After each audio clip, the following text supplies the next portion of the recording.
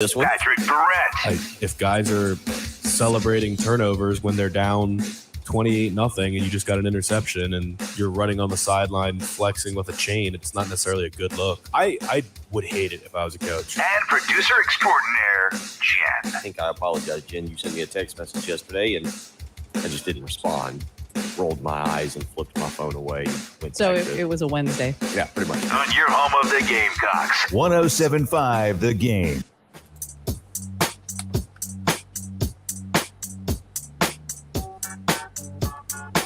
And good morning. Happy Wednesday. Patrick Barrett here. No Bill Gunter. No Bill Gunter today. It's the Patrick Barrett solo show. The first ever Patrick Barrett solo show. Not completely solo. Jen is here. Good morning, Jen. Happy Wednesday. Happy Wednesday to you. It's kind of a nice day to have the room to yourself. It is, and it's also nice when the week starts on Tuesday, knowing that it's already hump day. We've worked one day.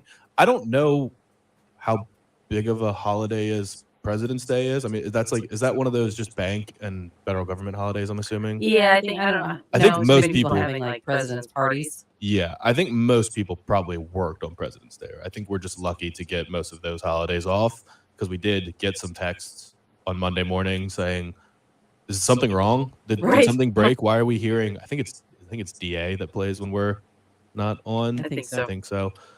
So yeah, very nice little 4-day week to get it going. And the Patrick Barrett solo show today, not completely solo. We're gonna have a lot of guests today. We will have Tommy Moody on at 6:30, fresh off the call of South Carolina big baseball win yesterday, 7-1. South Carolina baseball in a much better spot than you thought they were at about the 8th inning on Sunday, and really kind of the 8th inning on Saturday too.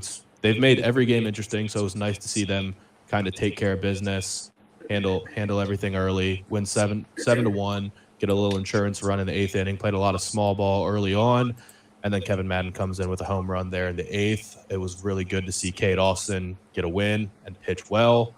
He really just got shelled on Friday. It was not a good first outing for him this year, but he battled back.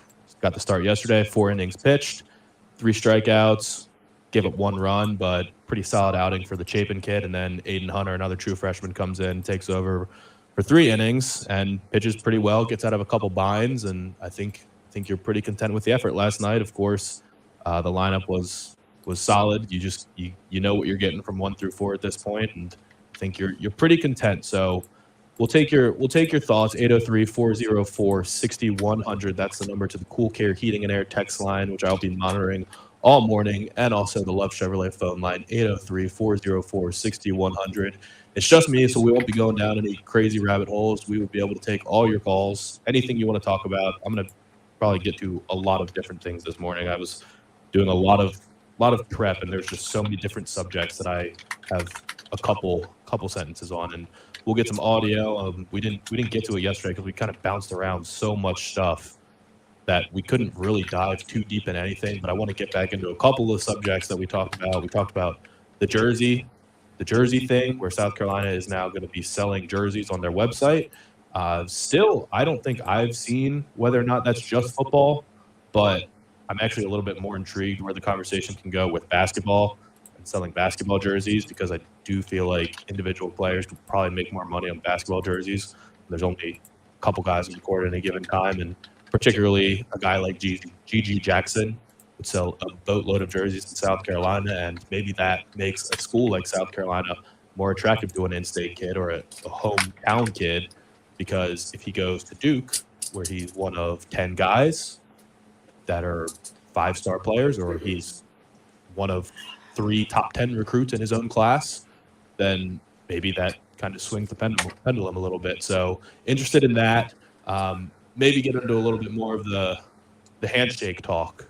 The Michigan State head coach Tom Izzo had a nice little rant on two days ago during his press conference that kind of went viral, and I'm sure if you haven't seen it on Twitter, everyone will love his thoughts. So maybe get it back into a couple of those. But again, we'll have Tommy Moody on at 6:30. 7:30, we'll have our friend Brian Edwards on from Vegas Insider and MajorWager.com. We will preview the slate. I'll definitely ask him about Florida, because Florida had been on the bubble, especially after that big win against Auburn on Saturday. And with a big opportunity with number 18 Arkansas coming in, a chance to get another quad one win and really bolster the resume, get a couple games above 500 at the SEC, and they lose by 12 points or by 8 points. Didn't play particularly well, so Florida does appear to be back on the outside of the bubble looking in. So we'll get his take on that, and then just the rest of the college basketball slate. It's pretty good slate tonight, I would say. You got Duke and Virginia, the Coach K's final visit to John Paul Jones Arena in Charlottesville. Little Big East action, Xavier and Providence, and SEC. You got I would say a pretty big matchup at this point with LSU and Kentucky, where LSU's back at full strength and back to what should be a top 25 team. If they had Xavier Pinson, I think they would be at this point already. So that'll be an interesting matchup. And then at 8:20, we're going to have Brian Jeffcoat, former Gamecock baseball player, and we'll get his thoughts on the weekend. I'm not sure if he made it out to any of the games or just watched them on the stream.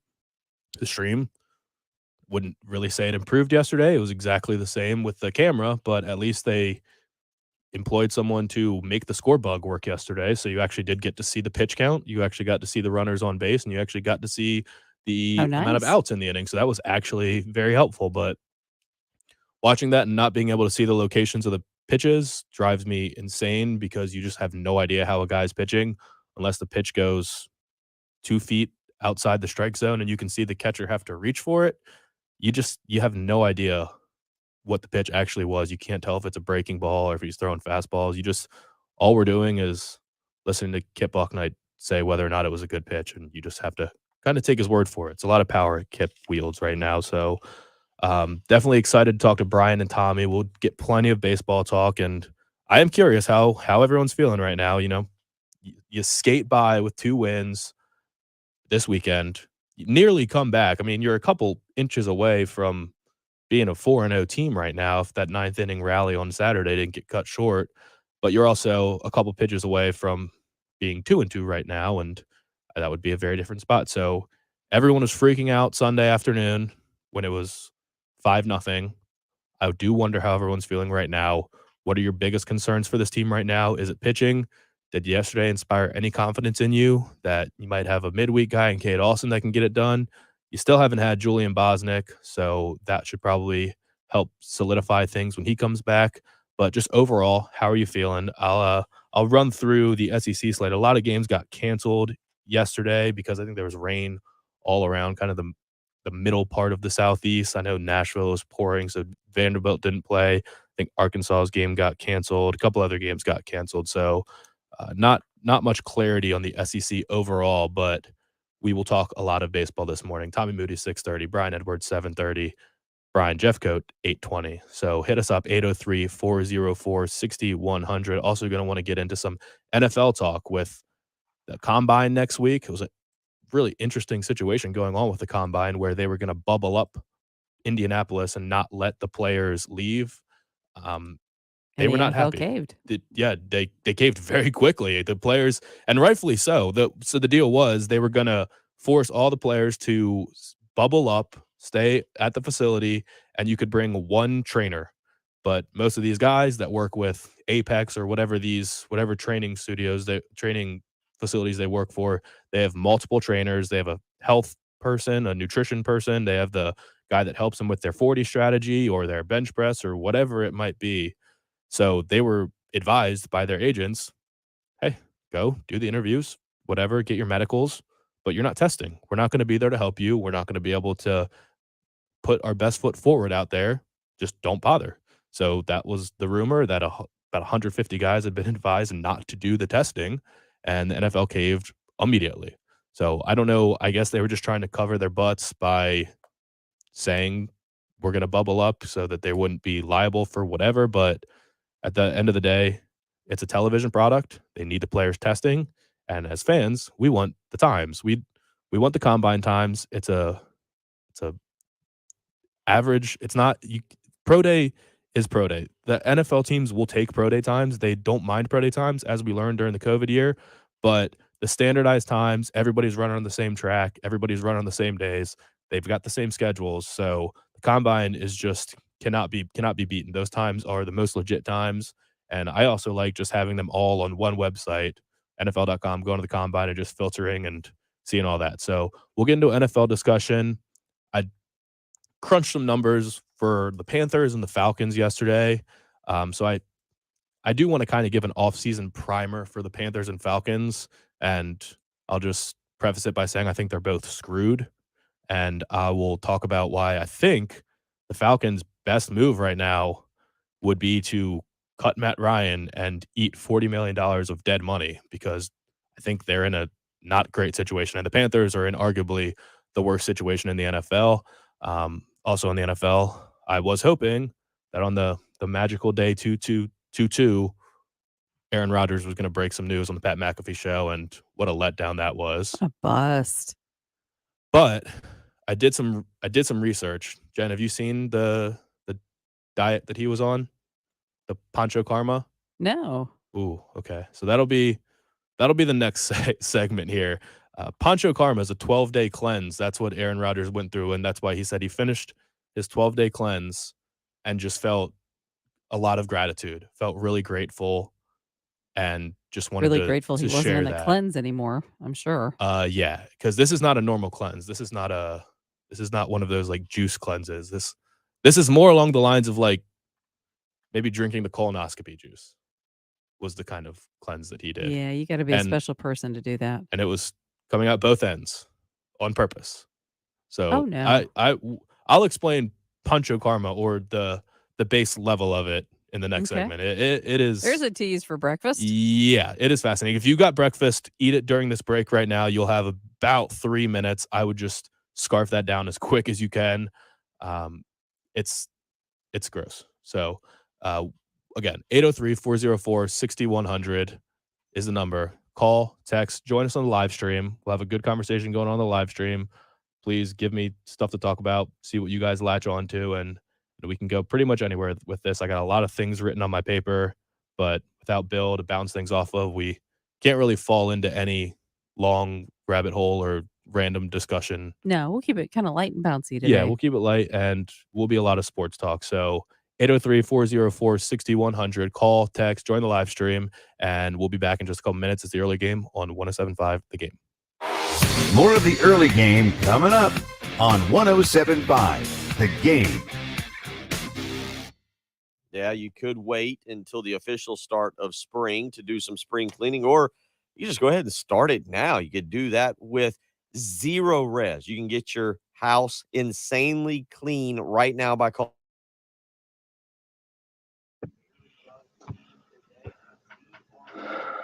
All right. Good morning, everybody. Good morning, Anthony. Good morning, DC. Thank you. Get it done. Good morning, Jerry. Bar. Robin. Carrot Radio.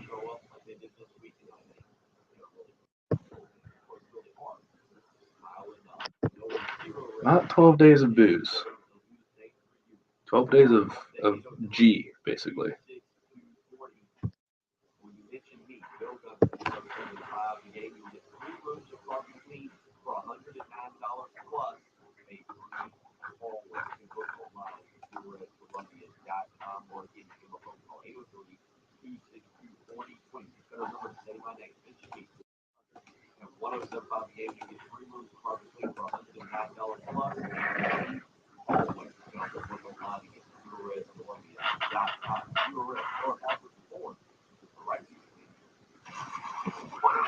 The game traffic from the Shepherd's Glass Traffic Center. Shepherd's Glass, a true reflection of quality. Shepherdsglass.com. Don't get your hopes up too much, Waddy. This next segment won't be completely sports talk, but in about 15 minutes we'll have Tommy.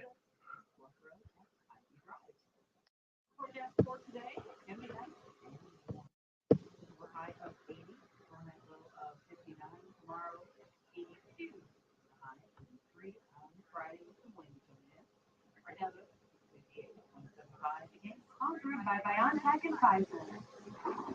Come rain or shine. High winds or mild breezes. Blue skies or gray. It's a great time to consider getting vaccinated against COVID-19. Sponsored by Biontech and Pfizer. It's time for the Phillips Financial Minute with Benji Getzi from Buford Lending. T-bills are moving. The Fed is record rates are It's actually a great question, Kyle. I was actually just fully planning on Gamecock Larry leading the first segment. Niners. Yep. Just one. Just one. One Thursday. Time to do life. And I'm working on. I'll let you know I have all that stuff. Okay. Did you get my note about 6:40? Yeah, I get live. It was supposed to be 6:10, but I was like, let's let you get started. Okay. Yeah, that's perfect. Process We'll get Tommy out.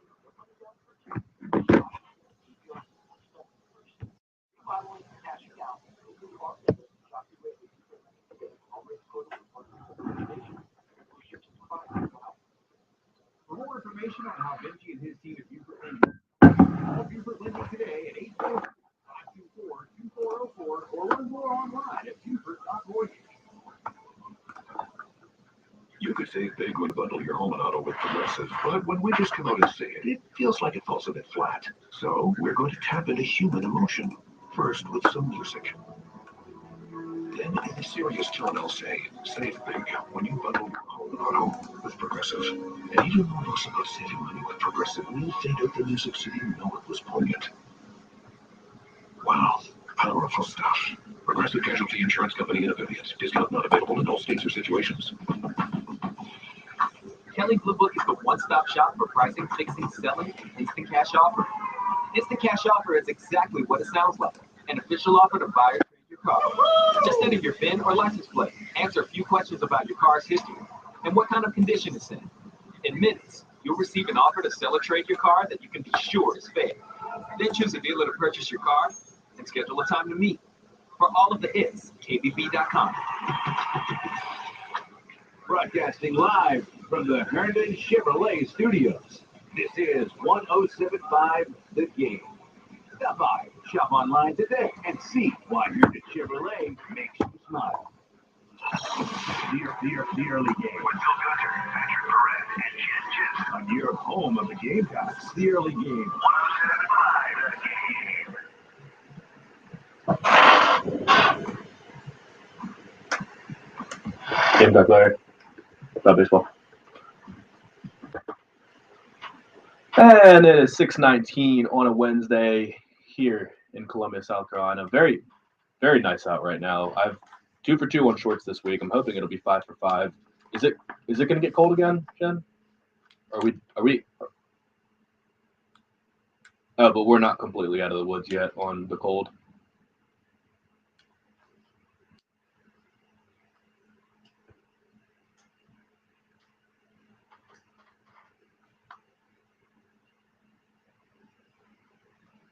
Yeah, okay. I was actually thinking about starting to pack up some of the winter stuff, but not time for that. Yeah, probably so. Okay.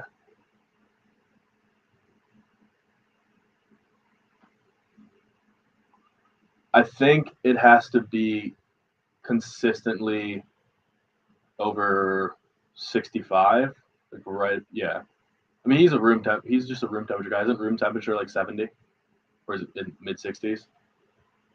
Technically, I think so. Yeah, it'll probably be a little while. But if it's gonna be in the 50s, that's still short. I'm still fine with shorts because my lower half does not get cold. It's just I'll get cold up top.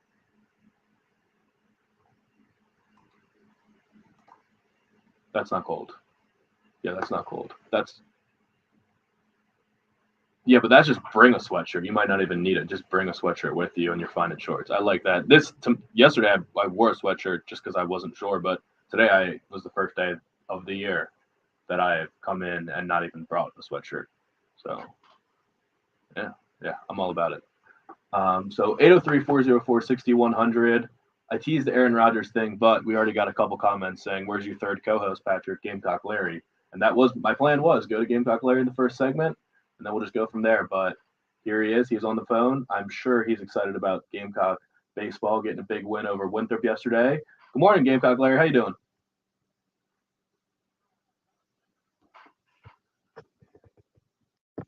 I don't know. I seen something in the paper. I think it might have been a guy walking back from the basketball game Sunday afternoon, He's walking back and he put something on Facebook, I think it was, said, this sucks. Can't even enjoy the women's basketball game because we're going to go 1-2 to UNC Greensboro. He talked too quick. He jumped to conclusions too quick.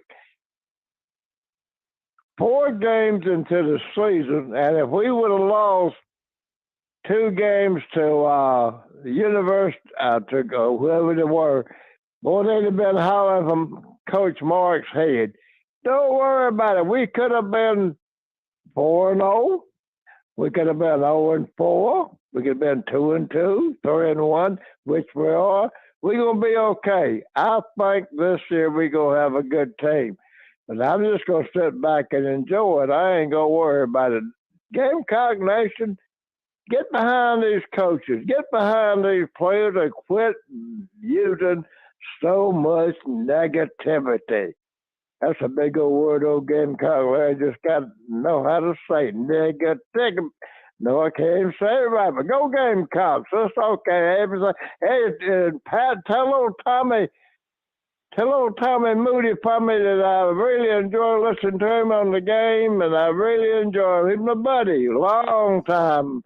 First time I think I talked to anybody 107.5, I think Tommy was there. Go Gamecock. Gamecock Larry, you got a prediction for the basketball game tonight? Nope. Just hung up. He's out. We will send his message along to Tommy. I did hear rave reviews yesterday. Tommy, I think it was the first game Stuart Lake's done, but former Gamecock pitching or hitting coach. Yeah, he did a Stuart nice Lake job. Was on the call with Tommy yesterday. Mhm. He's got a good sense of humor. I assume he did a pretty good job. Yeah, he really did. I was impressed. I don't know what Derek was doing. I mean, I guess it's basketball season, but Derek usually goes back and forth to baseball and basketball like day after day. He's a busy guy. It is How very he keeps his voice this time of year, it's pretty impressive. Yeah, I actually do wonder if he has. What's his training regimen? You know, we talk about the combine and the NFL Yeah. combine. Like, what is Derek's? I would assume that he has something, right? I mean, would he think talks so. a lot, and it's not like we talk back and forth, but it's just our normal speaking voice. He has to get animated. Oh, absolutely. You know, and on the The Voice, Ariana Grande, when she has somebody that joins her team, she actually has this like toolkit, and it's for their overall health and their vocal health and stuff. And I wonder, you know, does Derek have something like Like that? tea with honey I every day, suppose, and all kinds of things like that. Yeah, Mhm. I would think so. I've always thought that for Brad Muller too, because Yes. Derek always has someone else with him too. Mhm. But the constant for 2 hours straight talking nonstop, yelling when a big play happens, Oh, and man. then back down and narrating everything. It's like a million words a minute. It's constant. That's It's really impressive. not easy on the voice at all. So No, not at all. yeah, props to them. So Stuart, I'll ask Tommy how it was with Stuart Lake yesterday, but I saw some tweets that Stuart Lake and Tommy were a very good duo. So I do wonder maybe we'll get a couple more of those as this basketball season winds down. If there are a couple conflicts in the schedule, then more Stuart Lake is never a bad thing. So I will ask him about that. He'll be on in just a couple minutes. I teased the Aaron Rodgers thing. We'll probably hold off for that until the second hour. But Panchakarma. We will not let you forget. Yeah, promise I you will that. not. I've got the 5 karmas right in front of me, and every time I click over to that tab, it hits me right in the face. But I'll just preface it with the 5. It's based off the 5 karmas, which the body can be divided on the basis of the parts that need cleansing: the head, the gastrointestinal system, upper and lower, and some of the karmas include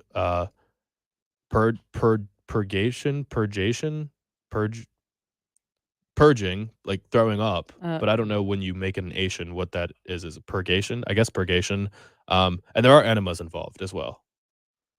So Aaron Rodgers is a sick human being, and I think he's spiraling out of control right now. And Did he wash his hair during all of this? I doubt mean, it. That's my biggest thing. I doubt it.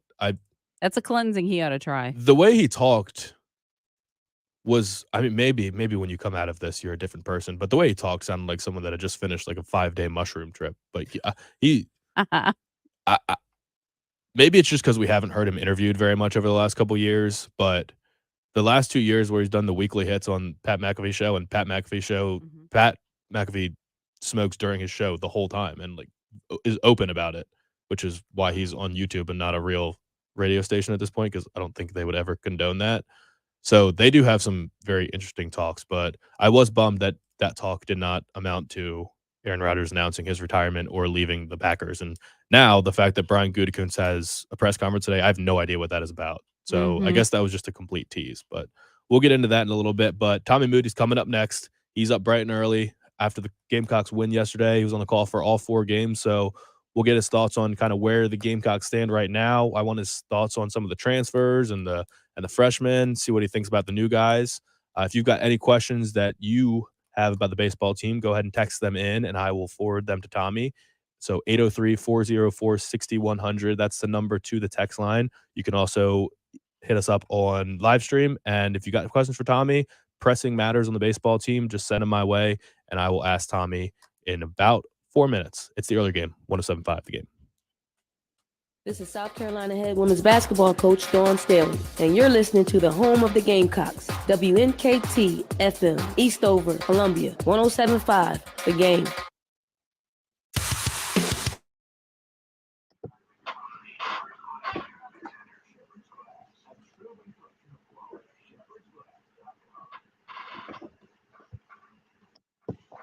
Way bigger. That wasn't a shot. Pat McAfee show is one of the biggest shows in the world. I like it, but he's not. He doesn't have to worry about the FCC. He puts up monster numbers. There were 130,000 people watching yesterday when Aaron Rodgers joined. So yeah, it's an extremely successful show. He's definitely going full hippie. I just wonder how much this has been. Hippiness has been in him. I mean, he's a California guy. A little different. No, Bill. Bill's off today, Josh. He'll be back tomorrow.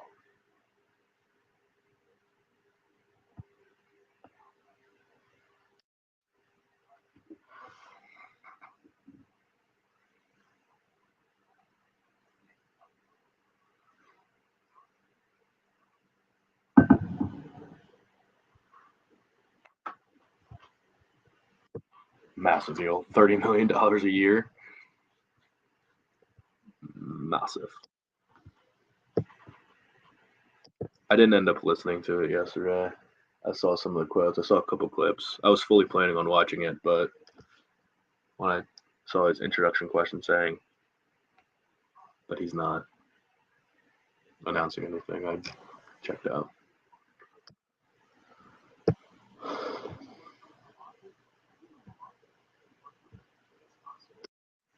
Agreed. But they did not. So we're safe.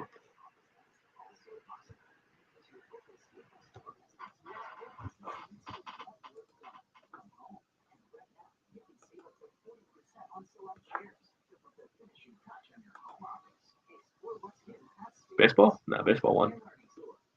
3-1. They won one Friday, lost Saturday, won Sunday, won last night.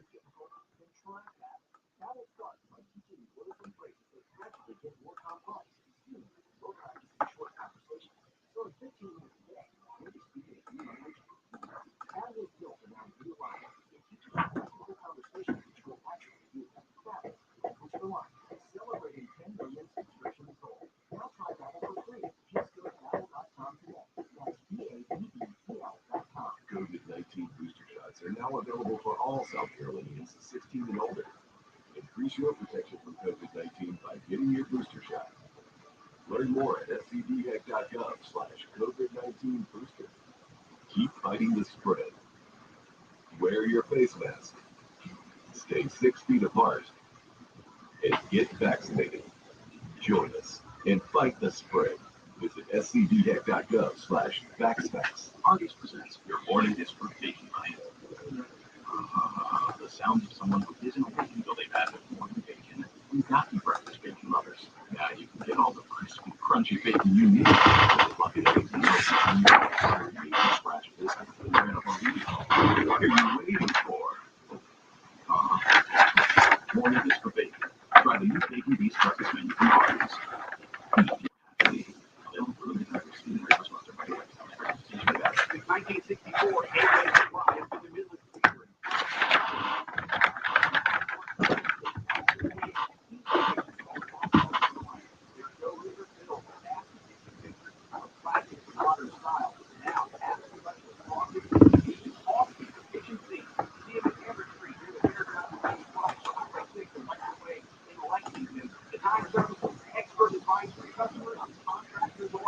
Visit them online at gatewaysupply.com.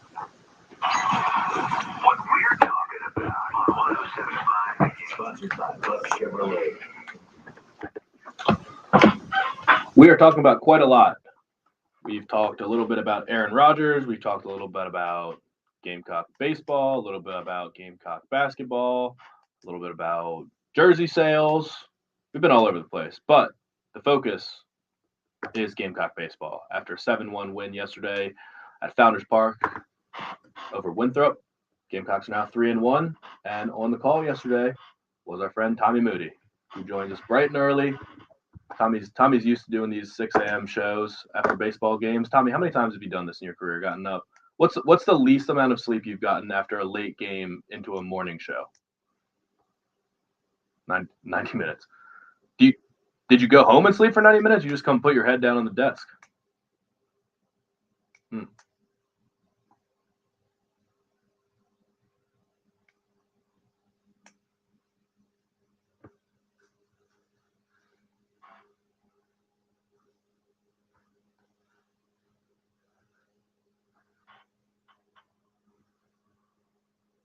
Yeah, of course, your number one love, Gamecock baseball, and thankfully they played at 4 o'clock yesterday, and I guess even more thankfully they get a 7-1 win. No real sweat there. I guess when it comes to the 9th inning, were you just sweating it no matter what after you have 3 stressful ninth innings this weekend?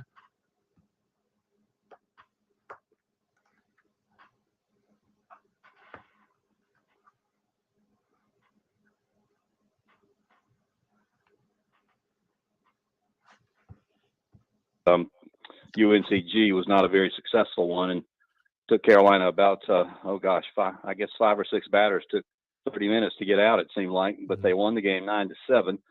And then it was kind of strange, Patrick, because after the game on Saturday, Carolina lost that one 5-4, but the bullpen came in early in the ball game and they pitched really well. And then again on Sunday, the bullpen pitched well. And last night, you had Aiden Hunter and John Gilreath and C.J. Wines come in, and they allowed a total of 3 hits in 5 innings with 4 strikeouts and only 1 walk. So that's something that I was really concerned about after last Friday night. But now the Gamecock bullpen in the last 17 innings pitched, going back to Saturday, 3 earned runs, 11 hits, and 18 strikeouts. And it's hard to argue with numbers like that. And they've needed them to pitch well because there've been some frustrating at bats for Carolina. But I still think the team as a whole is hitting over 300, which is good. They hit their, I guess they've hit 5 home runs now so far this season, and it's not the great start that Carolina wanted because they lost that game on Saturday 5-4.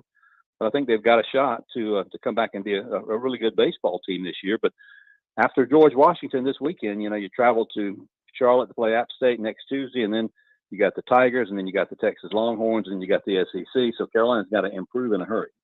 Yeah, no kidding. I think it was 8 SEC teams maybe are in the top 25, and then obviously you got Texas on the schedule too. So I mean, now currently you got 9 top 25 teams on your schedule. It's definitely not getting any easier.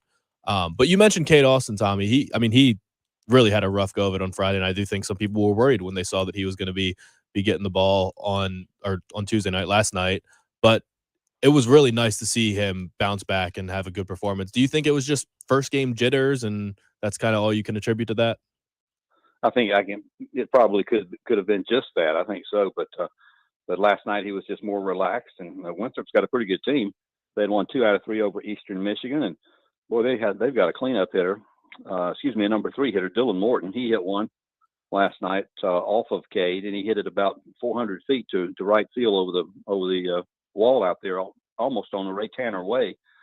And that was a little bit concerning, but Cade bounced right back. He only allowed those 4 hits, as I said, through 53 pitches. And it's just kind of when you're out there for the first time and things go terribly like they did last Friday, Coach Kingston wanted to get him right back on the horse, and he did a fine job. But the bullpen has really come around, and I was really down about the bullpen after last Friday, but I feel a lot better about things right now because let's face it, you go through a schedule like Carolina goes through and these other teams in the SEC, you better have a good strong bullpen or it's going to be a long year. Yeah. And one of those guys, I am curious how often we're going to actually see him on the mound, but in the 10th inning, he got some work on Sunday and struck out the side immediately and was all sorts of fired up. The star of the weekend and kind of the guy that's going to get everybody talking probably for most of this year is Michael Braswell. Home run in the first game, seems composed, insanely confident. He's a good athlete, was good in the field, and just seems like there's nothing he can't do. First of all, just how impressed are you by him? And also, how much do you actually expect to see him pitching? Well, I think I wouldn't call it just emergency situations because there are going to be times when he is the guy, whether you bring him in from shortstop or whatever. But he had come in from shortstop, the other day and, in the Sunday game, and you saw him jogging out to the bullpen and you thought, well, there's a good shot. So he comes in and strikes out the side, for goodness sakes. Then he gets the hard hit ball on the fielder's choice that won the game for Carolina, and the big celebration erupted out there near second base. But he is a guy who can do just about everything. The natural, we'll call him. South Carolina had a guy named Brian Williams back in 1988 to 1990. So many amazing similarities. Brian was one of the best pitchers on the team. I think he even tossed a shutout or close to it in the NCAA tournament. But a great shortstop. He pitched in the majors for several years, and I can see Michael Braswell kind of following in those footsteps and doing similar work for Carolina. But he's got good speed. He got another couple of hits last night. Run batted in, run scored. Also had a walk, and he can just do a lot of things on a baseball field. And you don't expect that from a guy who's just out of high school. He was one of the top recruited players in the state of Georgia, if not the top recruit. And it's glad he cast his lot with the Gamecocks, and they're going to need him a lot this year. Yeah, and it is funny because he doesn't act like he's just a couple months removed from high school. And I think even Andrew Eister, in the post game, mentioned that he came in with that confidence, and they were thinking, man, we might need to calm this kid down. I don't think he realized that he's just a freshman in the Southeastern Conference, but he has a great time. He has a great time playing baseball, let me tell you. He absolutely does. And it's just fun to watch. It's infectious.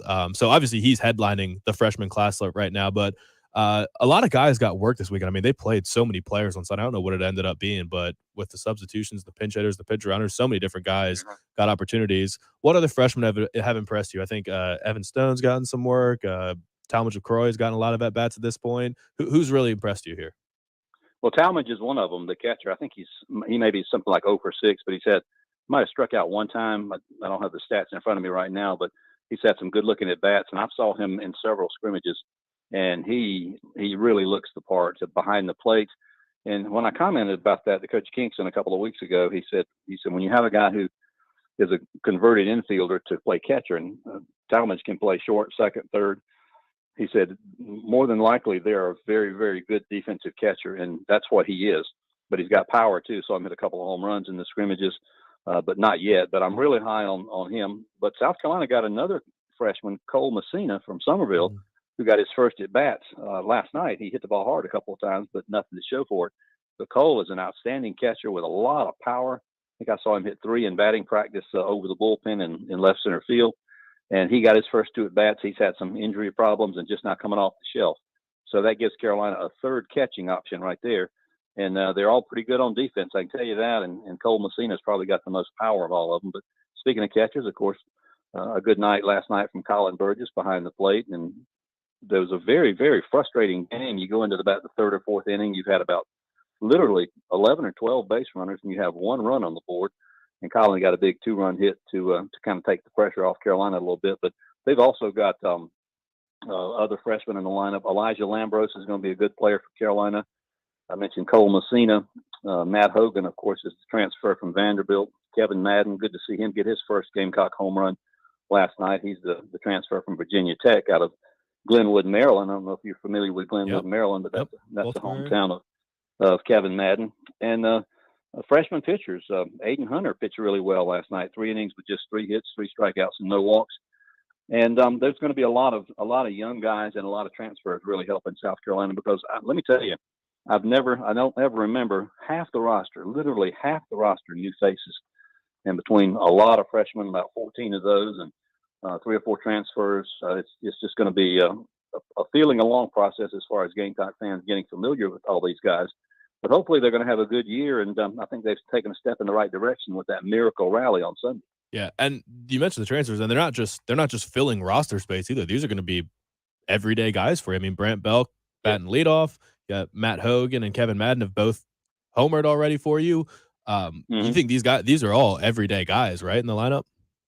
Yeah, they are, and you've got trying to think of another. Well, Brant Belk at the top of the order has been good. Yeah. He's a transfer from Missouri, and he just tore the cover off the ball his last year at the University of Missouri. Can really go get him in the outfield. He starts in center field, but late in the game when Carolina's got a lead, they'll put an Evan Stone or somebody similar to that in center, and they'll move him over to left. So evidently left must be one of his better positions there. But a lot of good new faces, and Gamecock fans just going to have to familiarize themselves with a lot of new guys as we go through the motions here in the early season. But I think it's very important that South Carolina against George Washington this weekend. Know nothing about George Washington yet, but I do know South Carolina needs to play a neat and tidy and solid series and win all those games to get ready for what's coming next week, because going to Appalachian State up at the beautiful field in Charlotte, that'll be the Tuesday game, and then it really gets hard-nosed with the Clemson Tigers, Texas Longhorns, and then the first SEC series will be a trip to Tennessee. So no rest for the weary. Right now it's the easy part of the schedule, but South Carolina still got a loss on the board. They need to be really efficient and take care of George Washington this weekend. That's important. Yeah, and Appalachian State on the horizon. You mentioned another transfer, Noah Hall. He was actually the first guy out of the bullpen on Friday. What did you see from him? I like Noah Hall a lot.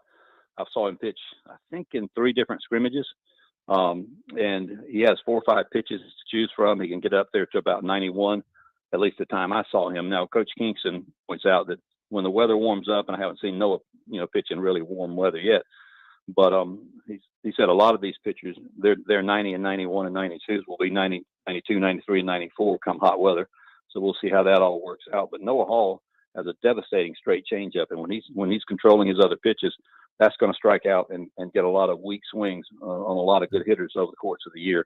So I think he is a very valuable transfer from App State. All right, I'd like to hear that. How would you grade the environment this weekend? I don't know. I didn't see figures on the crowd, but some of the shots of the crowd, it looks pretty good. I mean, we only had the single cam there on the ESPN Plus stream, so you couldn't get a great look. But what was the crowd like? I saw some pictures and videos of the student section. The student section looked like they were pretty loud on Friday night. Yeah, it's kind of hard to tell from where we are, but we get the attendance on the box score at the end of the game, and last night 6,200 as far as tickets sold. But what a lot of Gamecock fans like to do at the ball games, they like to stand and talk or stand above this, out on the concourse behind the seats, and we don't see those from our vantage point. So the stadium looks half empty a lot of times, but there's a lot more in attendance that we realize, and it makes a lot of noise coming from out under that overhang of the box seats and everything in the press box. So it's hard for us to tell when we're watching a game, but we get the box score at the end of the game, and when it says 6,200, I'm thinking, well, sure didn't look like 6,200, but up underneath, a lot of fans just stand there and talk and enjoy the game that way. So I think attendance has been fine, and let me tell you, they were up for grabs Sunday afternoon. That was quite a miraculous rally. Yeah, no kidding. When you're calling a game, what is your day like? What time do you get there? And did you get to watch any of the basketball this weekend? I got to watch the end of the LSU game, which was quite thrilling. I did not get to watch any of the women's game because we had a game almost simultaneously with theirs on Sunday. But the situation for me is I try to get there 2 to 3 hours ahead of time. Now, when Derek's away, as he was last night and as he was last Saturday with basketball, then I'll have to get there a little bit earlier and kind of, map out everything as far as getting ready for the coach's interview and feeding that back to our studios in Winston-Salem. And it takes me a long time to get the lineups done. That may sound like it's a silly statement, but I like to have everything on the lineups in the scorebook. I have the batting average of the players, the home runs batted in, hometown, those kind of things, and any special little notes I might see in the game notes beforehand. So just doing the lineups alone takes me probably 45 or 50 minutes. I don't think people understand what that's all about, but it is something you try to be thorough with. And I guess all my years growing up listening to all these far off radio stations. Des Moines, Iowa, listen to the Twins, and KDKA, listen to Pittsburgh, and WCKY in Cincinnati, and those kind of stations. You just kind of get it in your blood from a long time ago, and you want to be as thorough as you can. And as long as all the equipment's working fine, things go good. And let me tell you, Stuart Lake is fantastic to work with. I heard rave reviews. Yeah, I've gotten a lot of messages when it was discovered that he was going to be working with me while Jarrett was away, and people are just so excited about that. So he knows as much about the game as just about anybody. He's been around Carolina baseball for a long time. He's been at Ole Miss when they were number 1 in the country. And of course, the head coach at Charleston Southern, just a wonderful person and a guy who really can share his baseball knowledge very effectively on the radio. Yeah, and he's got a good sense of humor too, which we know from from interviewing here. So yeah, lots of rave reviews on that. I heard it was a great broadcast. And hey, I appreciate you coming on, Tommy. Lot to get to, a lot of questions. Not sure how much we know after 4 games, but it's gonna be a fun season. They need to play really well this weekend. Thanks, Patrick. Hey, thanks, Tommy. That's Tommy Moody. You will hear him this afternoon, I believe. Great, just 4 games, 3-1. That's all that really matters right now. You are what your record says you are. But I've so many questions, didn't get to everything, but I think people are most interested in the new faces. That's usually the case. So we'll get more from Tommy throughout the season. But right now we got to hit a break. Almost coming up on the end of the hour. It's the early game. 107.5 The Game. 107.5 The Game is omnipresent and free of charge. Free of charge. In your car. Free of charge. Online. Free of charge. On the app and streaming on your smart speaker. Free of charge. 107.5 The Game. And yes, we did mention it is almost springtime. The weather is nice. I'm in shorts and a t-shirt right now. It's time to get outside, get active. But if you are going to be getting active, you want to make sure you're not being hampered by any sort of joint pain. For the summer, the spring, you want to run around, play with the kids, play kickball, whatever you want to do. Got to make sure you're feeling your best. You want to check out Prisma Health Orthopedics. They are the official team physicians for the South Carolina Gamecocks and the Clemson Tigers, so you know that you're going to be getting the same care that the top athletes in the state are getting. They're the most comprehensive orthopedic group the region has. 65 specialists. They've got 6 locations, so they can serve you however you need. And they are the region's most trusted orthopedic practice. They've got a deep-rooted history that spans nearly a century, and they're leaders in innovative procedures and teaching the next generation of orthopedic physicians. They're offering a full-service walk-in orthopedic urgent care clinic for any sports injury, strain, sprain, fracture, or just chronic joint pain. So you can get in there, you can take a free health assessment, no risk, no cost, and see what they can do for you. They've built a foundation for patient-centered care and innovation that results in the best possible services for their patient. So you want to get out there, get your free health assessment, and make sure that joint pain isn't going to be bothering you this spring and into this summer. So go ahead and check them out, and you can learn more by visiting prismahealth.org/orthopedics. Again, prismahealth.org/orthopedics. 107.5 The Game traffic from the Shepherd's Glass Traffic Center. Shepherd's Glass, a true reflection of quality. shepherdsglass.com. All right, well, that's basically an hour. Yeah, I have to keep switching back and forth between muting the stream of the show and myself.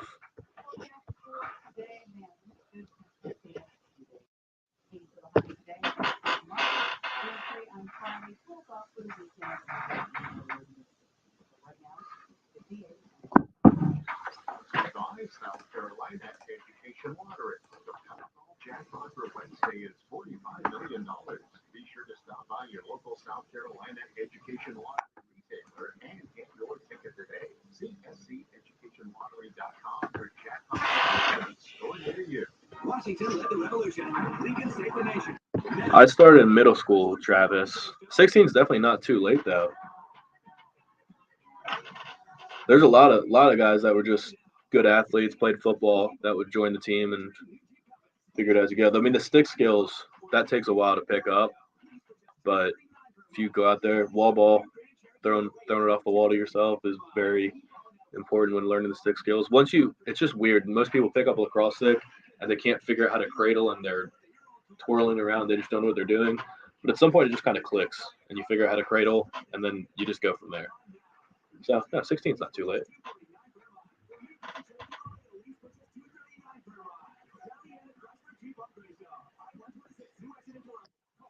Thanks, Andy. I watched pretty much every second of baseball this weekend, and then as much as I could yesterday. So wanted to be educated. I don't do the same sort of off-season research that guys like Whittle, Colin Taylor, and obviously Tommy because he calls the game do. So all the new faces were brand new to me.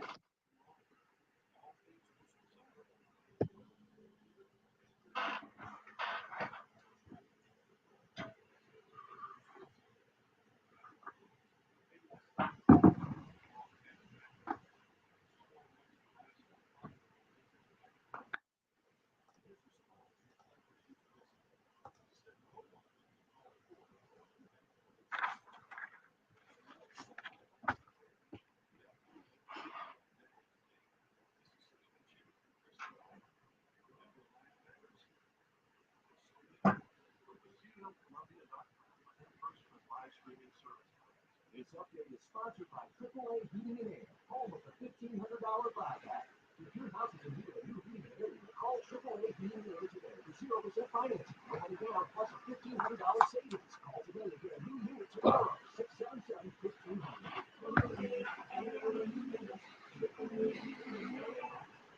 Broadcasting live from the Herndon Chevrolet Studios. This is 1075 The Game. Stop by, shop online today, and see why Herndon Chevrolet makes you smile.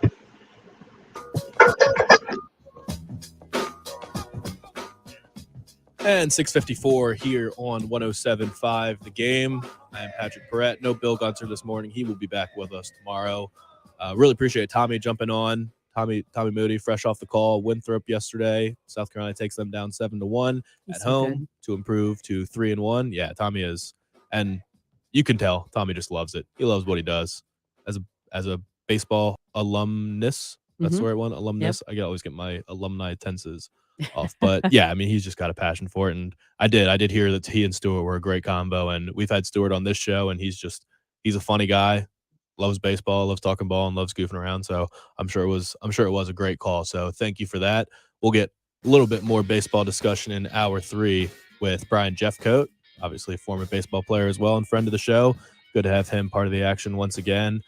Next hour, we will have Brian Edwards from Vegas Insider and MajorWager.com on at about 7:30, talk about the slate tonight. And then going to open up this next hour with a little bit of NFL talk. I promised an explanation of I already forgot it. Panchakarma, the Aaron Rodgers 12-day cleanse that he did.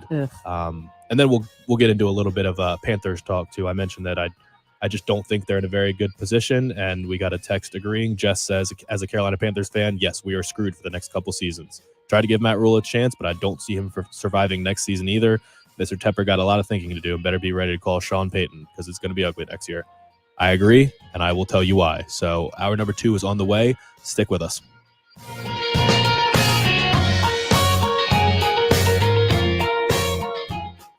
Gamecocks, Braves, the NFL with live local radio. All right. 1 hour down. New school, new job, new home. Change is hard and can leave you feeling isolated. And divorce delivers one of life's hardest blows. The relationships you counted on are suddenly gone. But you don't have to work through this alone. For more than 30 years, Cordell & Cordell has guided men through the challenges. Jen, since we have Brian, those 3 should be more than enough audio to get us through it. I was worried about having to do the whole 7 o'clock hour, but at this point, I think we'll be all right. And I think we have the golf segment Thursday or Friday. I don't know if Bill's having that guy back on again. And if so, we can still use the Rory quote for that because I know he said he wanted to save some of the golf talk for that guy. Or techno country. But no matter what kind of music you listen to, there's something else you should hear. Please consider getting vaccinated. Talk to your pharmacist today about Comirnaty, COVID-19 vaccine mRNA. This message brought to you by BioNTech and Pfizer. Don't worry, I've got you covered. It's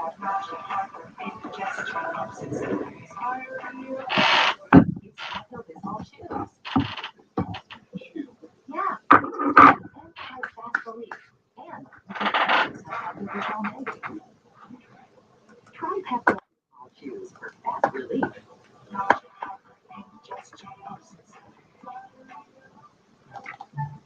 Use as directed. Keep out of reach of children.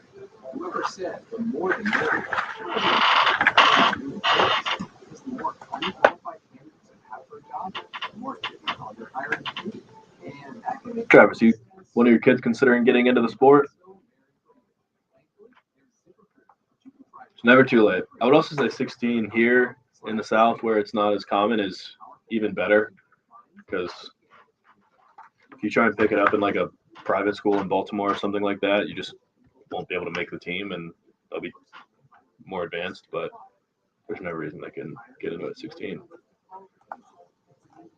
Check the schedule for this weekend, see if there's a good game that you can watch to get them excited.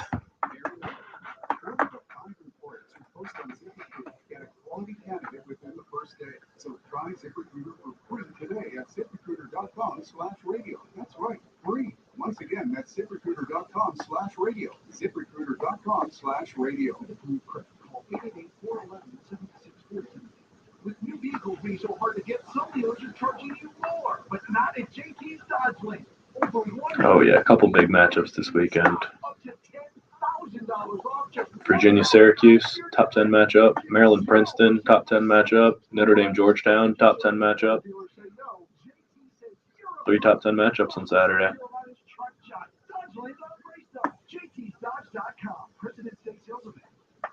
Penn State-Yale's big-time matchup. Loyola-Rutgers, big-time matchup.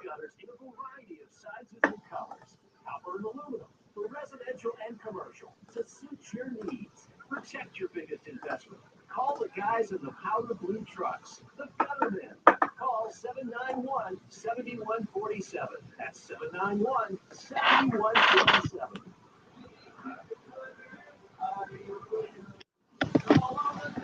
When? The commercials aren't playing right now, are they? No.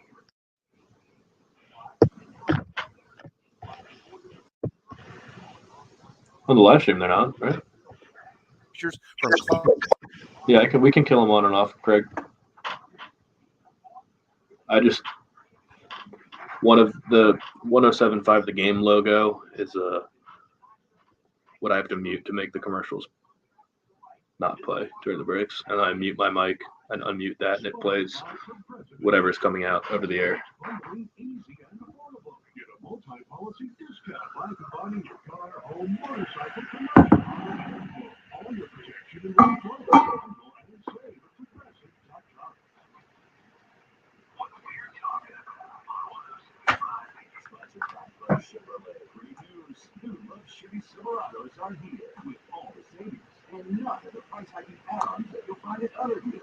Love Chevrolet. I-26 models and at lovechevy.com.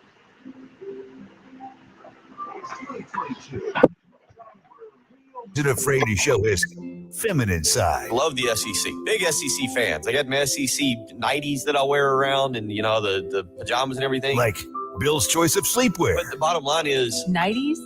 Yeah, Did you just say you wear 90s? Yeah, a long t-shirt. Isn't that what a t-shirt is? Hold on, real quick. I just looked up what 90s were. No, I don't wear those. Whatever you say, Bill. Strike that. Where'd Jen go? I think Jen's on the floor laughing right now. I didn't realize what those were. I apologize. That's not what I thought they were at all. Just keep telling yourself you're a boy. You're a boy. The early game on your home of the Gamecocks. I thought they were honestly just like nightgowns. 107.5 The Game.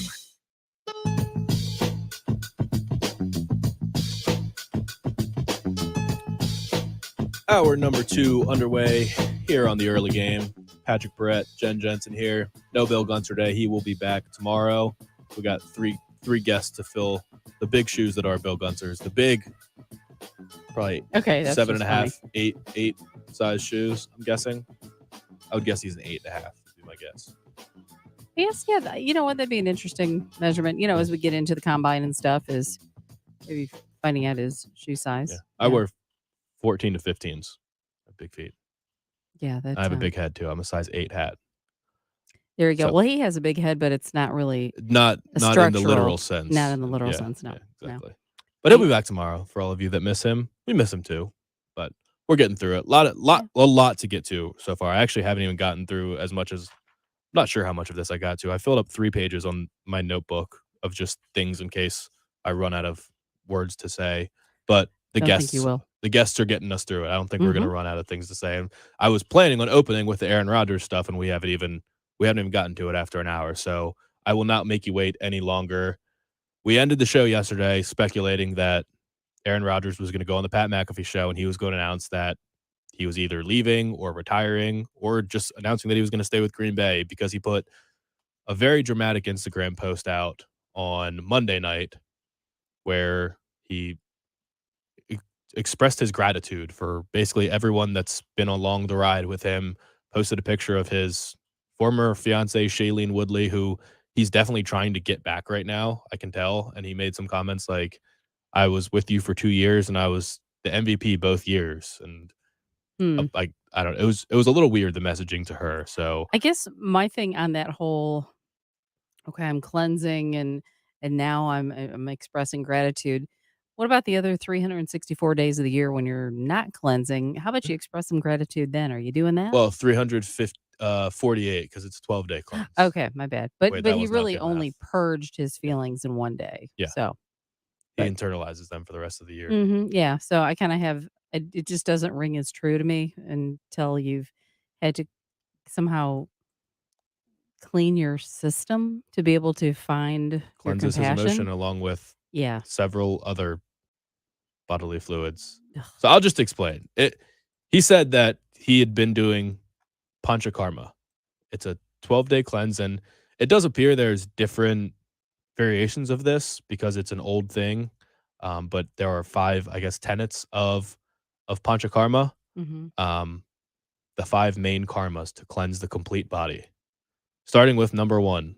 It's called Vamanam, I like that. therapeutic emesis, EMESIS, Oh, well, which is, yeah. do you know what that is? Yeah, because an Emerson basin is what they use if you get sick in the hospital. They Oh, give you an Emerson basin. okay. So it's induced vomiting, Mm. helps clear the upper gastro till the duodenum, the end of the stomach, Duodenum. Hmm. duodenum. Man, there's going to be a lot of hard words to read here, and part of the respiratory tract. So that's number 1. You just Because I'm sure it's good for your system. You know, we could to talk to a throw up. gastroenterologist. Yeah, to be throwing up Because acid it and burns stuff. your throat, Exactly. right? Yeah. The acid is not good for you. Mm-hmm. So that's number 1. Number 2 is Varenichinum purgation. Induced purgation clears the lower gastro Okay. from the duodenum till the Okay. exit. Number 3 is Vasana Enema using medicated oil. The oil enema helps lubricate the rectal Okay. area and take out all the lipid soluble waste through the anus. Okay, you get way too much time on your hands if you're researching this and then doing this. I'm so curious how he got interested in this. This may be It is we may have fascinating. listeners going, okay, how many more? How many more? Nasium, nasal instillation of medicated substances, helps clear the respiratory tract and paranasal sinuses. At number 5 is Astapana vasti, the therapeutic decoction enema. So this is enema number 2. And this is Cleanses the area from the transverse colon. okay. So making himself throw up, And other things. 2 different enemas. Yeah, Aaron Rodgers. So Aaron Rodgers spent 12 days on the toilet Yeah. and came out incredibly grateful for everything that he has in his life. I probably would too. Yeah. But here again, could you not maybe be grateful for everything that you have Without without that, inflicting this kind of whatever to I yourself? don't know. If you have Ugh.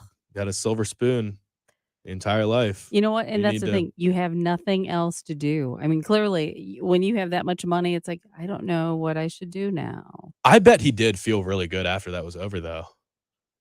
I mean, you would think. I can't imagine. I don't know. The first thing that I thought of when I started reading that was, what would it take? What would we have to do to convince Bill to put a wager on paying off with Panchakarma? Oh, I mean, I we don't should get a sponsor involved because you need 12 days off. yeah. I have my moments with Bill, but I don't even think I'd want to put him through that. Yeah. I don't know. Some of the other ways of describing it make it sound very, very kind of soothing because somewhat Chopra, described a typical day undergoing Panchakarma. You wake up with sunrise and practice gentle yoga and meditation. Okay, there. I mean, I don't think I can ever get into yoga. And I've tried meditation before. One of my lacrosse coaches made us do it before games, and we'd all just be sitting there and we'd just be looking around at each other. Like, what are we doing? Meditating's hard. Yeah. So then it's focus. Yeah. Mm-hmm. Drink a cup of spiced tea with cumin, ginger, fennel seeds, and other spices for your dosha. Sounds nice. Enjoy a light breakfast. Begin your first treatment of the day, such as an oil massage or an oil enema, I guess. Spend time in the dry or wet steam room to release toxins. Eat a detoxifying lunch of khichari, lentils, and rice. Walk around or sit in nature and meditate. Try to detach from technology. Undergo another treatment. Consume a light dinner of more khichari or cooked vegetables and rice. Then read, meditate, or journal and head to bed. And most people have to get up and go to work. They can't do this for 12 days. No, they can't. You know, I mean, you can have a day or two, maybe have a weekend of something like this, but I mean, we can't afford 12 to days. do all this nonsense of where you're, and don't tell me if he had kids running around the house, you're worthless on some of this kind of stuff. Like if the way this would impact you and probably be tiring at times, you know. For enough money. Exactly, Craig. For enough money, if we could just crowdfund enough money to just like pay my bills for the month, I would consider doing it. Oh no. Please don't live stream. You would probably lose a lot of weight in 12 days, right? I would think, but it would come back. I do better when I trying to just like eat a healthier lifestyle, just try and know what's healthy and not healthy and just say, I'm going to actively try and eat healthy. I've never been able to do, and just consistently say, here, I'm just going to cut out this or that. For me to lose weight, I've always had to just go as hard as possible. Like not like wake up early, empty stomach run, not eat anything, and just go as hard as possible for like a couple weeks, lose weight real quick, and then just kind of ease back into it. So something crazy like this, I would be intrigued by, but I wouldn't be able to do any of the things that were mentioned in the last one. But the way Chopper summarizes it, it sounds nice. And when you get into the details, it just doesn't sound as nice. And whoever came up with this plan is like, I cannot believe he really did that, you know? Yeah. Because the dude that came up with this probably, you know, slamming quarter pounders and, you know, yeah. And Aaron Rodgers just sitting here with his ponytail, his big beard. He's a weird guy. I never realized how weird he is. Yes. I think we all kind of knew he was quirky, but this is just a different level. Extremely intelligent. He is smart. Very bright. That's what. Yep. I don't know about this, but it's very weird, and it was a huge letdown. Brian Gutekunst, the GM, is doing a press conference today.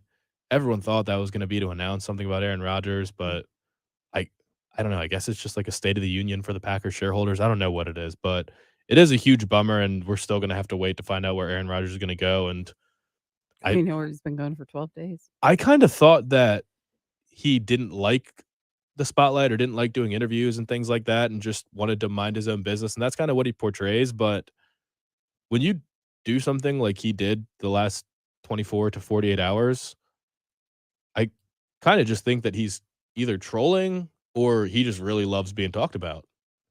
Because he talks about like wanting to detach after all the vaccine talk. He said it was like he wasn't paying any attention, didn't check his phone. The whole off season when he knew everyone was talking about him, he was like, I don't know. I'm just minding my business. I haven't decided what I'm going to do yet. And that just can't be true. He loves the attention. Otherwise, he wouldn't have. Absolutely. His dating history is all famous people. Mm-hmm. He tried to be the host of Jeopardy. And yeah, he's not a private guy. Yeah, I don't think so. I think that's all a sham. So there you go. Panchakarma. If you were thinking about it before, I suggest you probably don't think about it anymore. Or maybe, I don't know, if you're into that, if you really need a cleanse, if you have 12 days that you can get away, meditate, and take multiple enemas, maybe Panchakarma is for you. But we'll get into a different type of football discussion next. I want to talk a little bit about Panthers. Yeah. That's all the Panchakarma talk for today. You're listening to the Early Game. 107.5 The Game. More of the early game coming up on 107.5 The Game.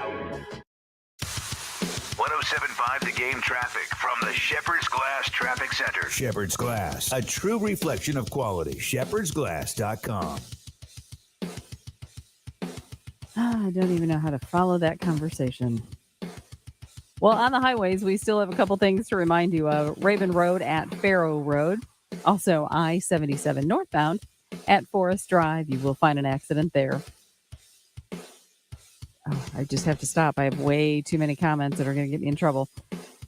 Weather-wise, warm day today, 80 for the high, 82 tomorrow, 83 on Friday, and then we dip into the 60s over the weekend. But right now, looking pretty nice. It's 59 at 107.5 The Game. Sponsored by Staples Stores.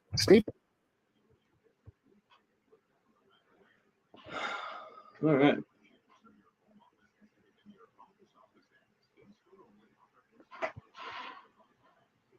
Accidents out there.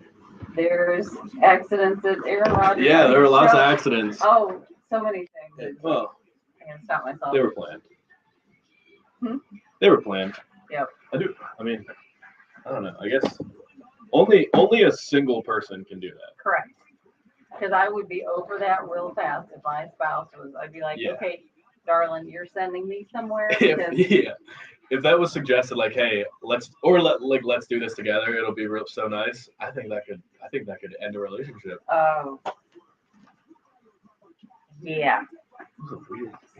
I would agree with that. I think he might be trolling. Because he said immediately, he's like, I was Panchakarma, I do it every offseason, look it up. Obviously, everyone was going to go look it up. Yeah. And maybe he just knew how crazy of a thing it is, or I don't know, maybe he just genuinely did. Maybe he created it and he's going to make money off of the amount of traffic that's going to that website or something, you know. I mean, it was I think on Twitter you type in like PA and Panchakarma was the first result. Like everyone was talking about it, Googling it. I'm sure this is the most Googled that word has ever been in one day. Has to be. Wow.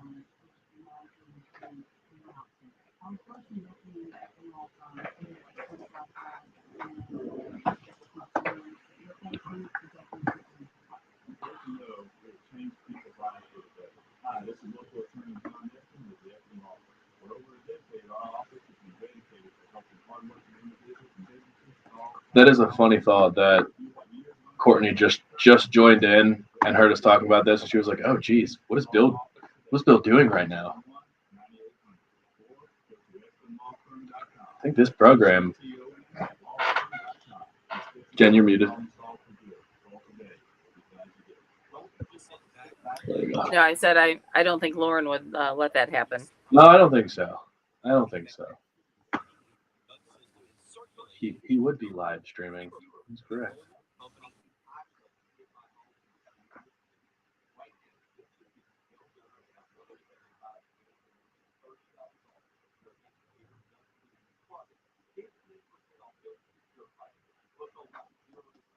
Yeah, I mean, Aaron's been a millionaire since he was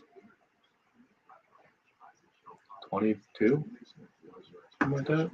So.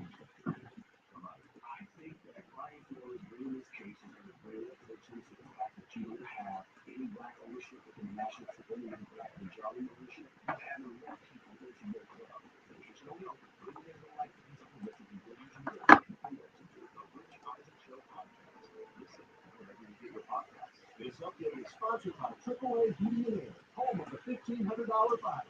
If your house is in need of a new heating and air, call AAA Heating and Air today for 0% financing. No money down plus a $1,500 savings. Call today and get a new unit tomorrow. 677-1500. Time now for the Old County Meat Market Flip of the Day. On November 3rd, 2018, the Gamecock football team ran a wild one in October, 48-44. And we mentioned 2 times recently, we both fans were very common on our Old County Flip of the Day.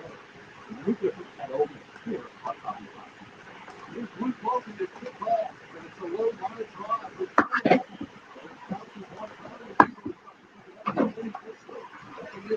One move to 20. 25-30. Hold on. He's going up to 50. Go get it, big boy. 30. 30 Ole Miss. With the 20. 10 forward.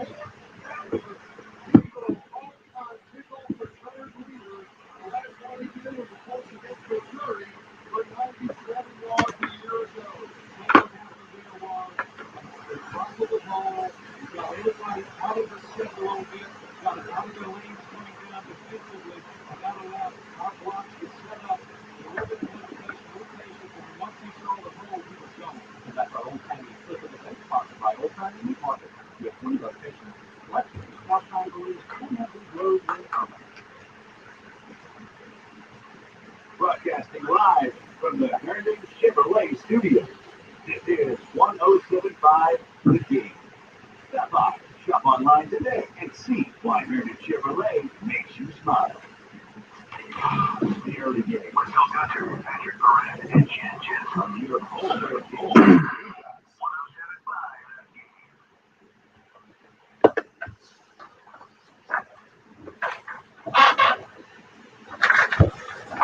7-19.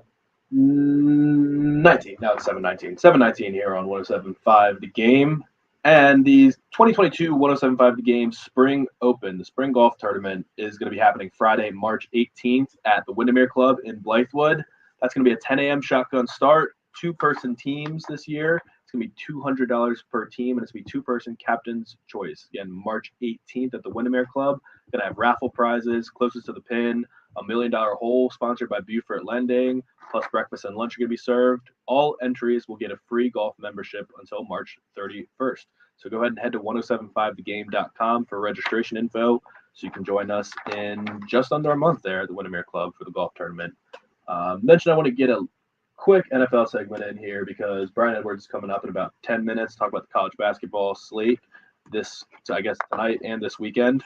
But I want to talk about the Panthers because I think the Panthers are in about as bad of a position as you can possibly be in. And I was reading this off-season primer on PFF that is, I think, really interesting. They have Over the Cap, does all the salary cap stuff that NFL teams use. So they have a good idea of all the cap space. They've kind of calculated the teams best suited for the offseason in terms of draft capital and draft space, and also created a composite score of teams that are best situated for the offseason compared to how good they were last season. So like the Bengals are number one out of 32 because they went to the Super Bowl and they also have plenty of draft picks and a lot of money to spend. On the complete opposite end of the spectrum, that was a bad team in 2021. They don't have that many picks and they don't have any money. 32 out of 32 is the Carolina Panthers. The Carolina Panthers are in a very bad situation. And 31 out of 32 is the Chicago Bears, actually. But the Bears at least have a rookie quarterback that they're banking on playing better. And if he plays well, then they'll be able to build around him. And it's cheaper to build around a rookie quarterback. They'll get a lot of that money off their books. So the long-term future looks better in Chicago, a lot better than it does in Carolina. They've really kind of mismanaged. As Jess said, he's got no confidence in Matt Rule.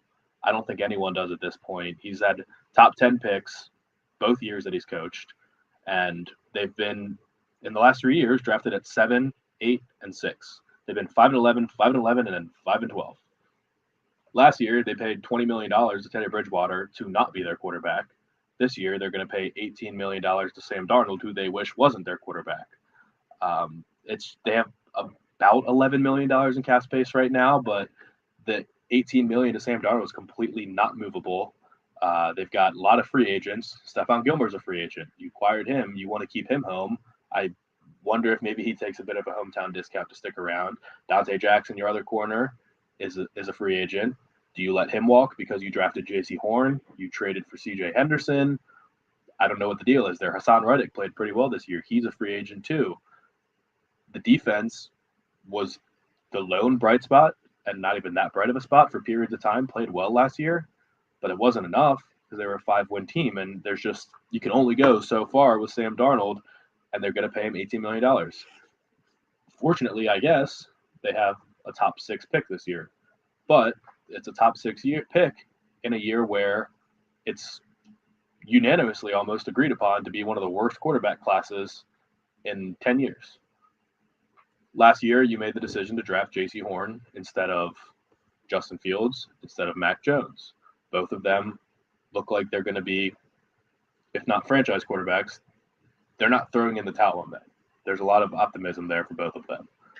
So this year, do you resolve that mistake by drafting Kenny Pickett at number 6 with tiny hands, which I'm genuinely concerned about? Do you draft Malik Willis, who is agreed to be a project, but maybe has the most talent? I mean, they're just not in a good position at all, and they don't have money. So I do wonder, if you're a Panthers fan, what is your plan this year? I mean, what do you actually think is a reasonable plan? Do you want to draft a rookie quarterback? Do you want to just use that number 6 pick and draft an offensive lineman? I mean, there's 3 really good tackles out there. There's, depending on what style you want, Charles Cross from Mississippi State is a phenomenal pass protector. Ike Ekwonu from NC State is a phenomenal run blocker. Evan Neal from Alabama is just a freak of nature, and you can probably build him into something, but he might be the number 1 pick, so he's probably not going to be there. I don't know what the path forward is for the Panthers, other than I would say start Sam Darnold for 17 games this year and just try and luck your way into the number 1 pick, because next year there's going to be Bryce Young out there. There's going to be CJ Stroud out there. We said maybe Spencer Rattler's in this discussion. So what is the honest path forward? Because you don't have much money to spend this year. You got all those free agents. Also, next year, you're going to have Brian Burns and DJ Moore that are going to be up for contracts. So you want to get ahead of those, because those are probably your 2 best players right now. I mean, McCaffrey, yes, but he's been hurt, so you really can't count on him. It is a not great situation, and I'm thinking, as a Panthers fan, are you just bracing for a brutal year and just saying Matt Rule is going to be fired next year and that's going to be that? I saw something floated out yesterday by a Vikings radio guy or podcast guy, and the question was, let me pull this up.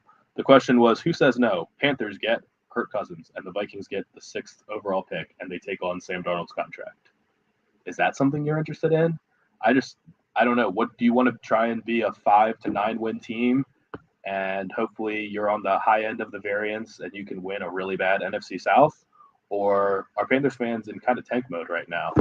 And I see some comments about the Falcons. I will get in the Falcons, because the Falcons are an equally as intriguing a situation for me, because they don't want to give up on Matt Ryan. Matt Ryan, all he's going to do is keep them from potentially getting the number 1 pick right now.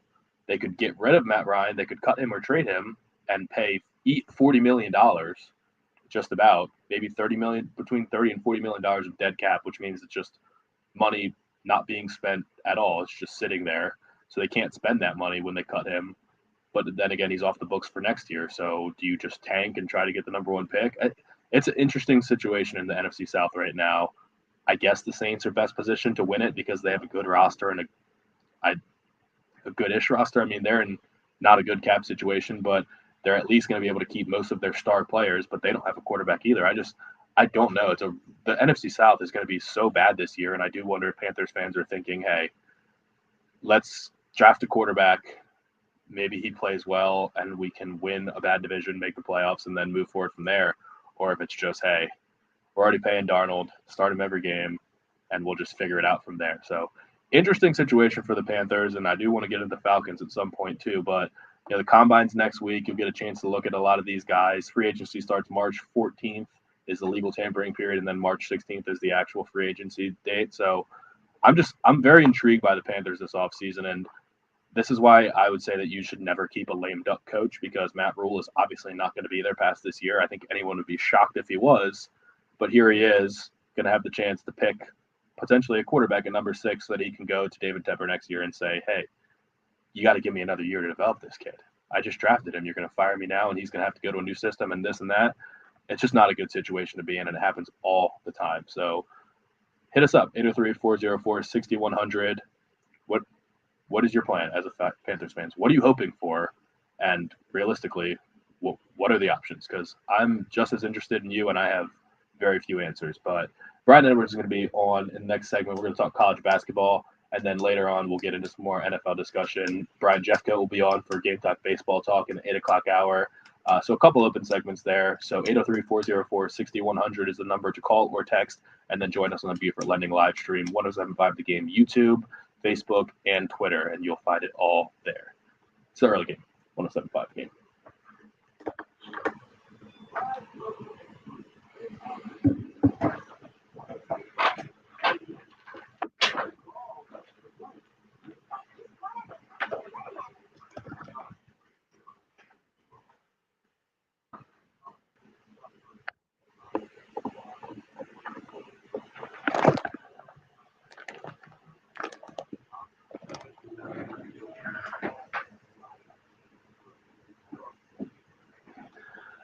All right. I just unplugged the.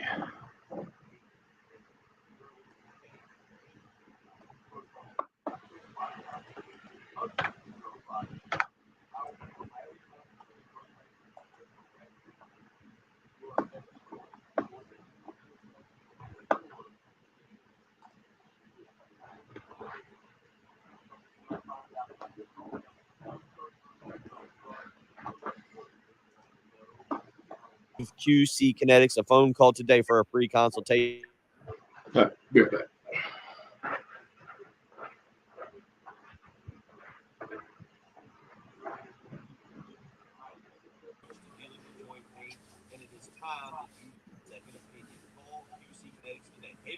Welcome, Hope. Good morning.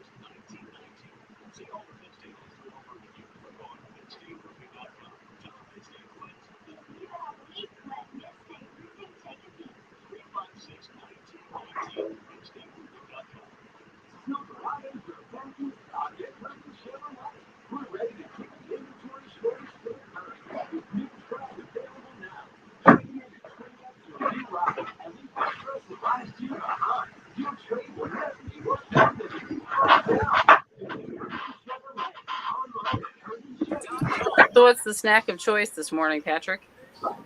I have cantaloupe. Ah.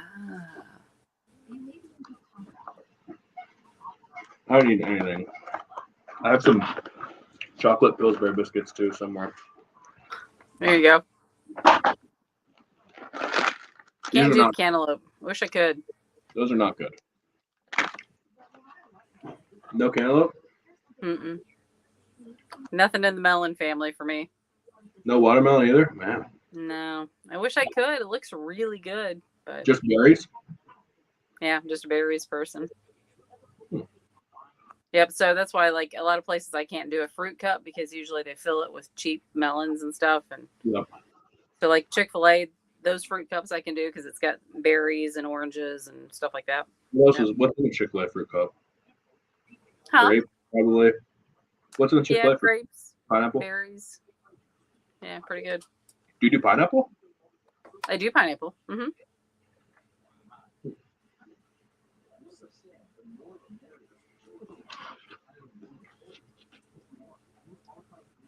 All right, let me get Mr. Edwards.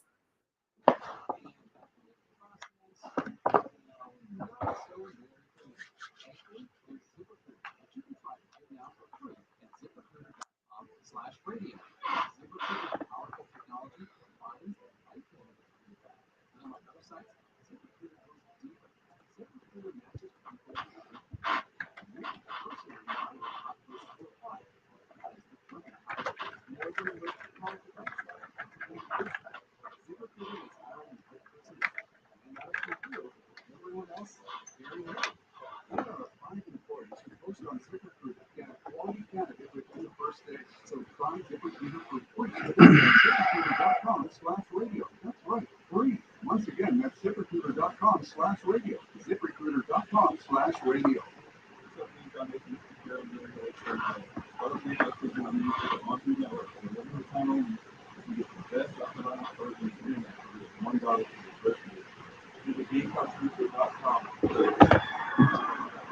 Brian said he direct messaged you in Twitter. I Okay. know. Also like St. John's. Also like St. John's. Okay.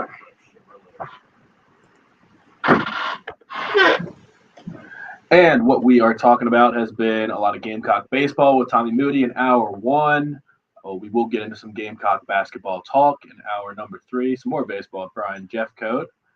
Just had a nice little Panthers discussion, but right now what we are talking about is going to be college basketball with our friend Brian Edwards from Vegas Insider and MajorWager.com. Brian, thanks for joining once again. Sorry, no Bill this morning. Less entertaining, I guess. Not too much. Well, we got to start. You're a Florida guy. What happened last night?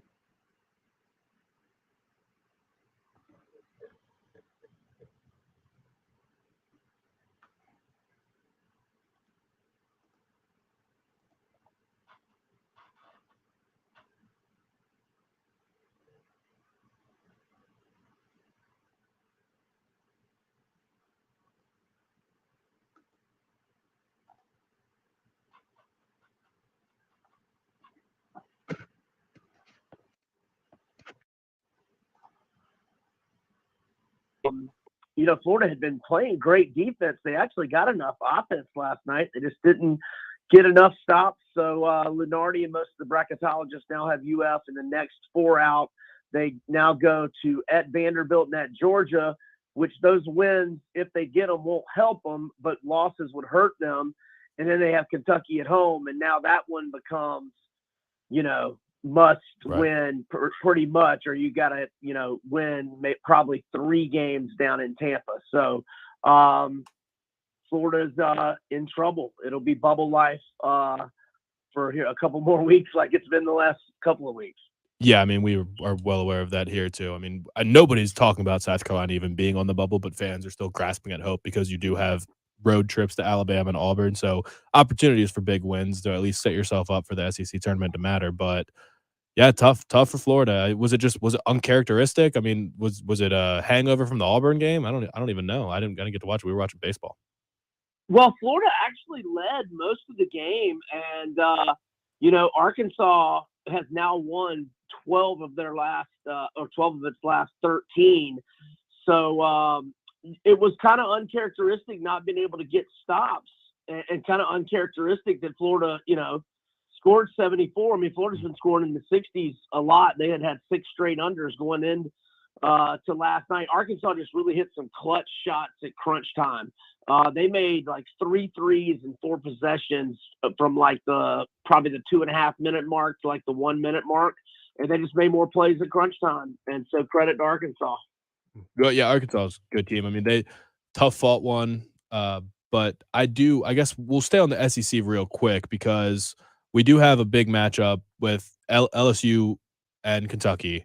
So LSU coming off a loss to South Carolina, but LSU also at full strength now. What do you make of this game? I know Ty Washington and Severe Wheeler. I don't know what their status is or when we're really going to find that out, but they really didn't seem to miss a beat without them, with Kellen Grady going crazy and Sheboy just doing Sheboy things, just big time double doubles here and there. So what are your thoughts on that one? Yeah, no doubt on them. They were down 13 to Bama without Wheeler and without Washington. And not only do they rally and win, but they also cover at home on Saturday. I'm a heavy lean to Kentucky at -7. LSU, they had appeared to right the ship with 3 straight wins, but then they get bitten up there against you guys on Saturday. And so now in the last 11 games, LSU is 4-7 straight up and only 3-8 against the spread. So Wheeler and Washington are both listed as questionable. We might get some information later today, but it could be one of those where, we don't find out until, a half hour or 15 minutes before tip. I lean Kentucky either way and might put a little on it this afternoon. Because, if Wheeler and Washington get upgraded, I could see the number, ballooning a couple of points.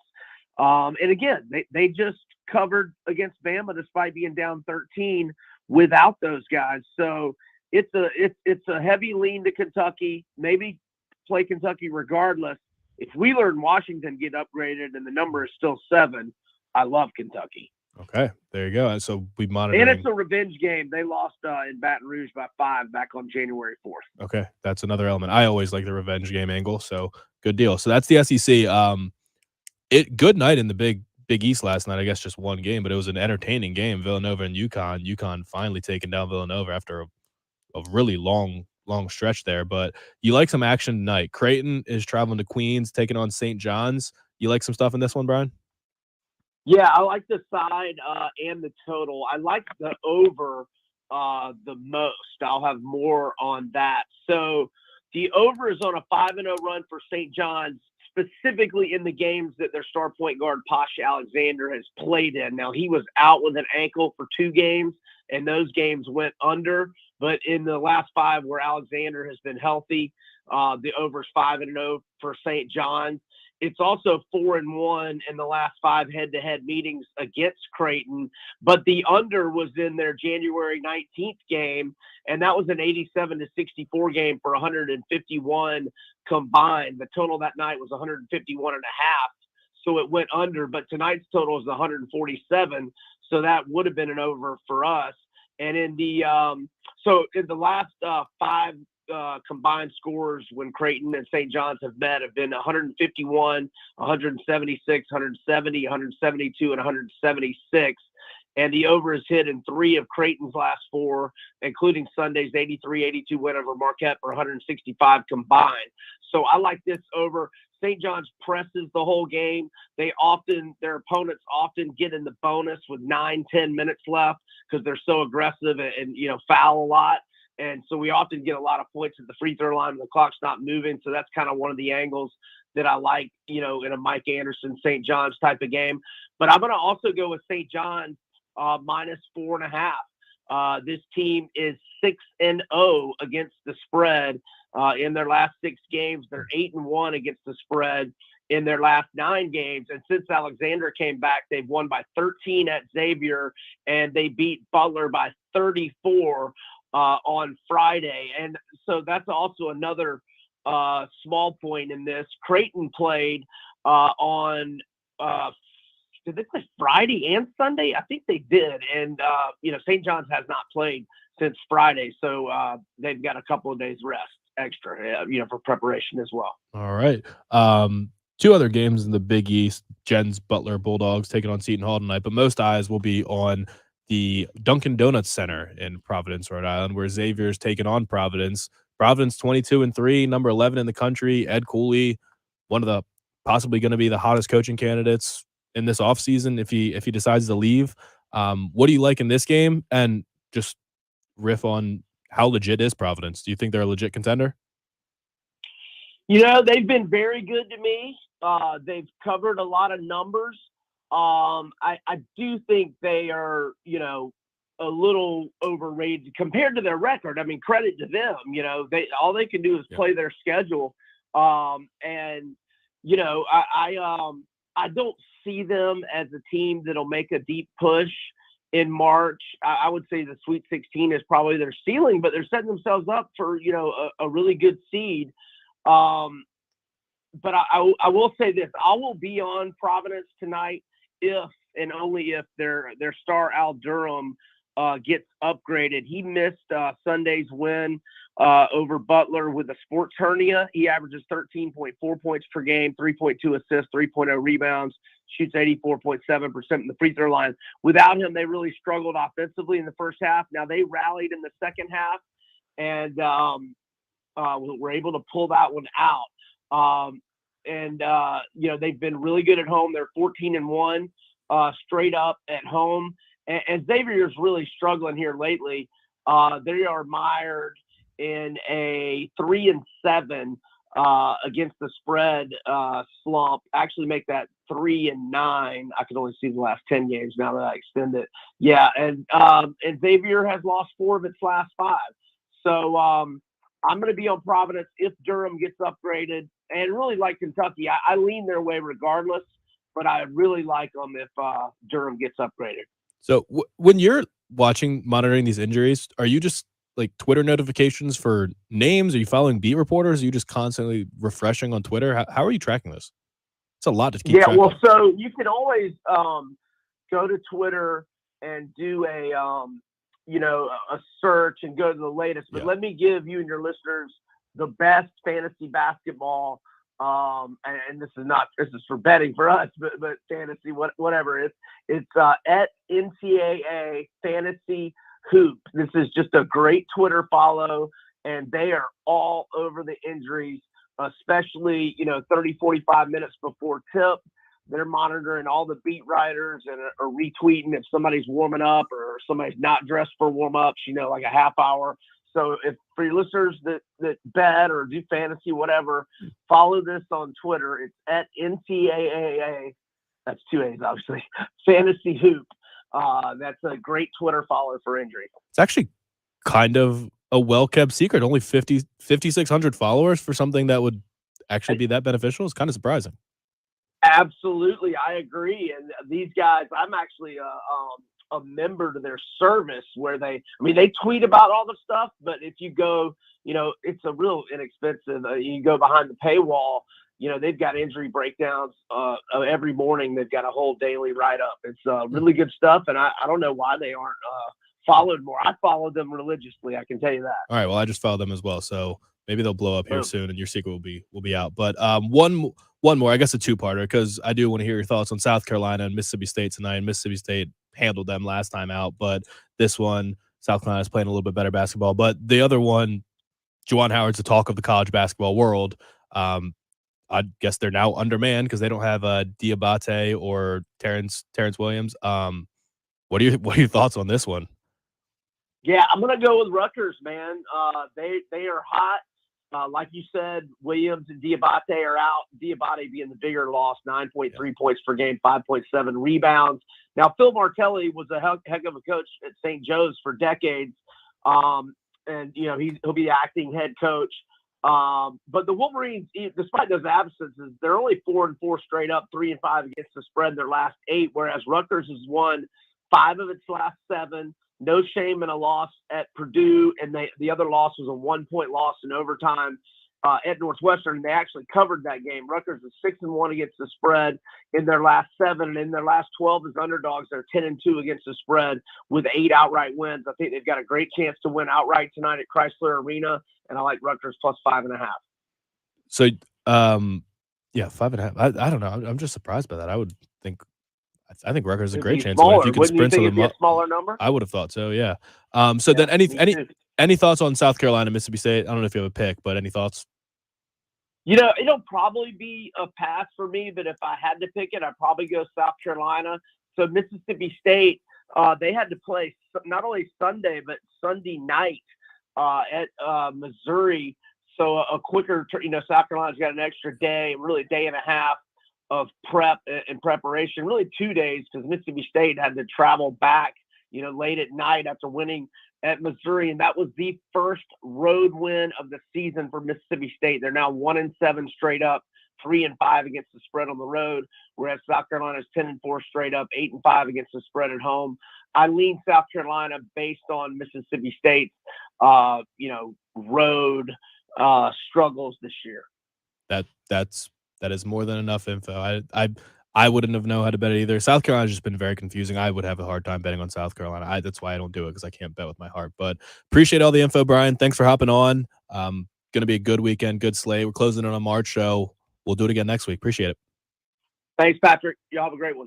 All right, that's Brian Edwards from Vegas Insider and MajorWager.com. Always comes on each week, give us so many statistics. And if you didn't hear that page, it's NCAA Fantasy Hoop. I just followed it, and they're all over the place. They're on top of it with all the injury stuff. So if you want to keep an eye on that, Ty Washington for Kentucky, as well as Severe Wheeler for Kentucky. Follow NCAA Fantasy Hoop. That's Brian's big contribution for the day. So we'll be back in a minute. Close out hour number 2. It's the early game, 107.5 game.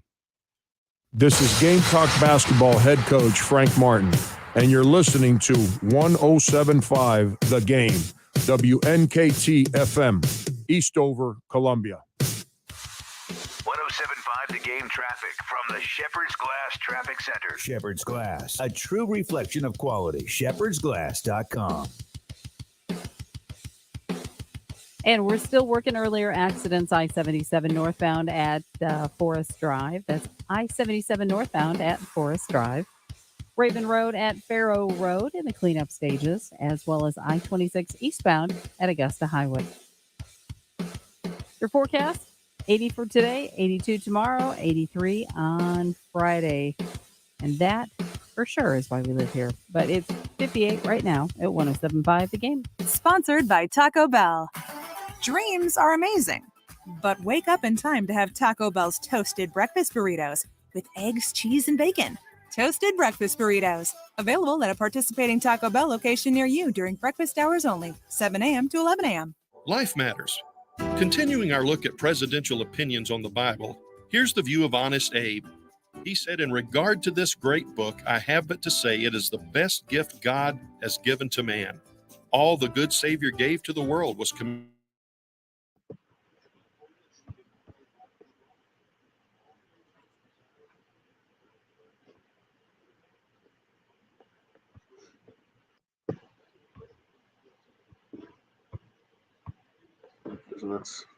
That's a sad but understandable plan for this year.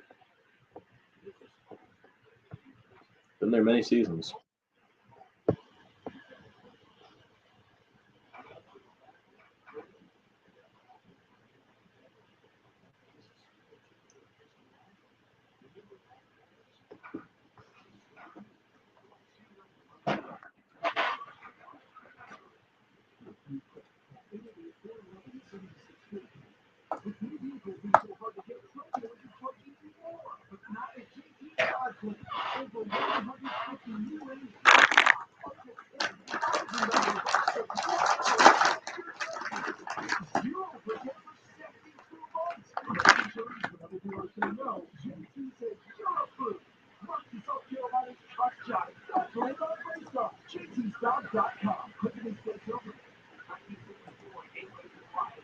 I'm sure Brian would like if I asked him about UFC, but I have no idea what UFC fight's going on this weekend.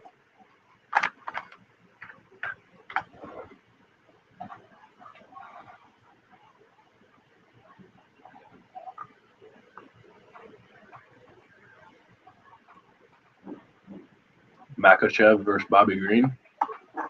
Never heard either of those guys.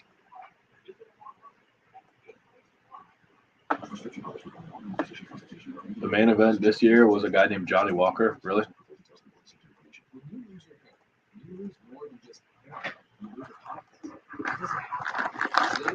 Oh, I'll ask him about UFC 272. Colby Covington versus Jorge Masvidal. I know both those guys.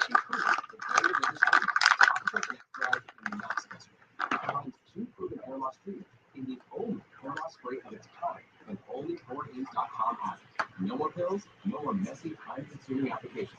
Topical finasteride Minoxidil spray is only available by subscription, but at Morton.com, you can connect with a medical provider online who will, if appropriate, prescribe this new spray, ship it to your home. It's that easy.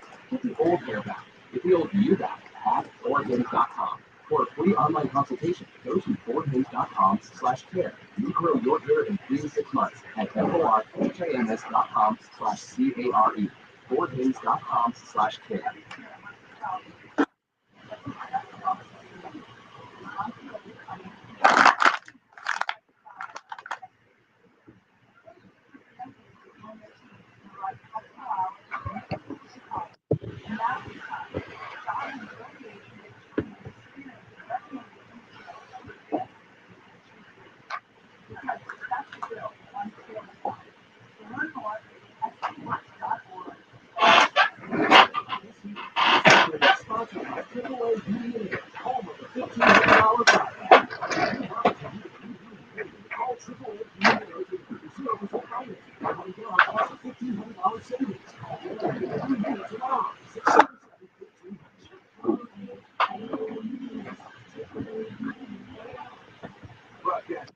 From the Herndon Chevrolet Studios, this is 1075 The Game. Stop by or shop online today and see why Herndon Chevrolet makes you smile. Wrapping up hour number 2 here on the early game. Thank you to Brian Edwards from Vegas Insider, MajorWager.com. Gave us lots of good basketball info, a couple picks for you. We'll recap those in hour number 3. We'll put the podcast out there. A couple people weighing in on the Panthers discussion from earlier in the hour, and it seems like everybody's kind of on the same page. Day says trade McCaffrey for picks. Let Gilmore walk. If not him, then Jackson. Draft OT at number 6 and embrace a bad season in 2022. Another texter said draft O-line and play Darnold all year. Get the bad record, then fire Matt Rule. Allen says apparently Tepper is not a very good owner. That remains to be seen. Doesn't appear that Matt Rule is a very good coach at this point, though. And then Justin says, my plan as a Panthers fan is to watch other games until Rule or Tepper is gone. Dumpster fire.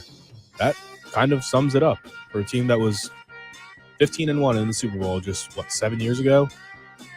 Dropped a long way. We'll get more into it now, number 3. You're listening to the early game, 107.5 again.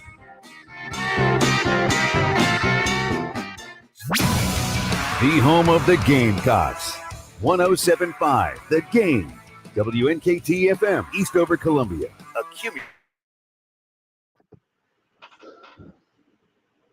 All right, 2 down. Yes. Going well.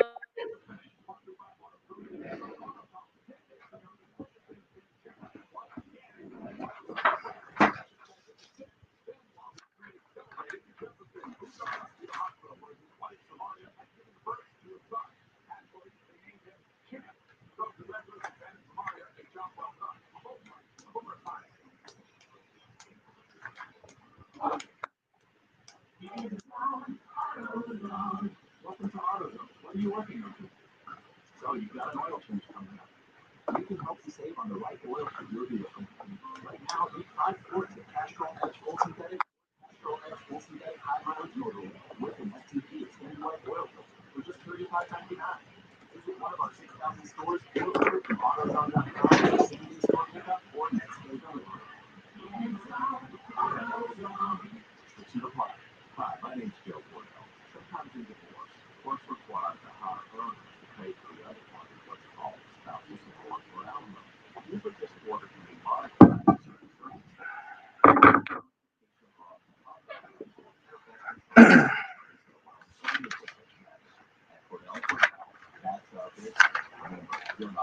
Online at CordellCordell.com, 1201 Main Street, Suite 840, Columbia, South Carolina.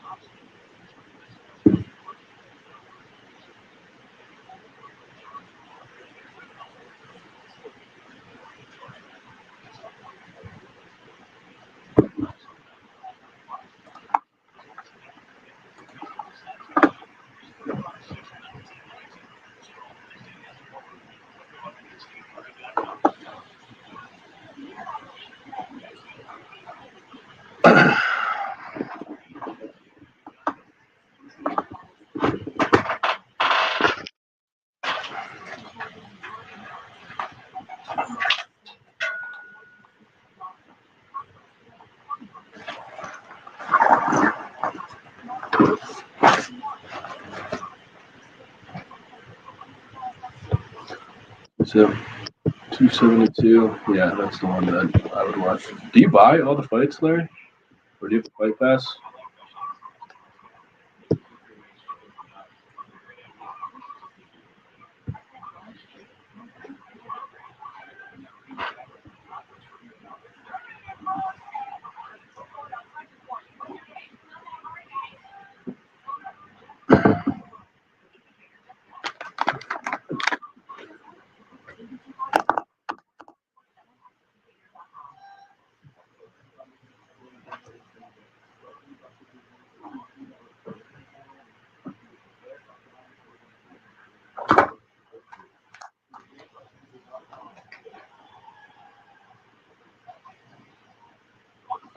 All right, so Brian's 8:20. Should I just do 2 quick segments? I guess we can get him on at 8:30. It doesn't really matter.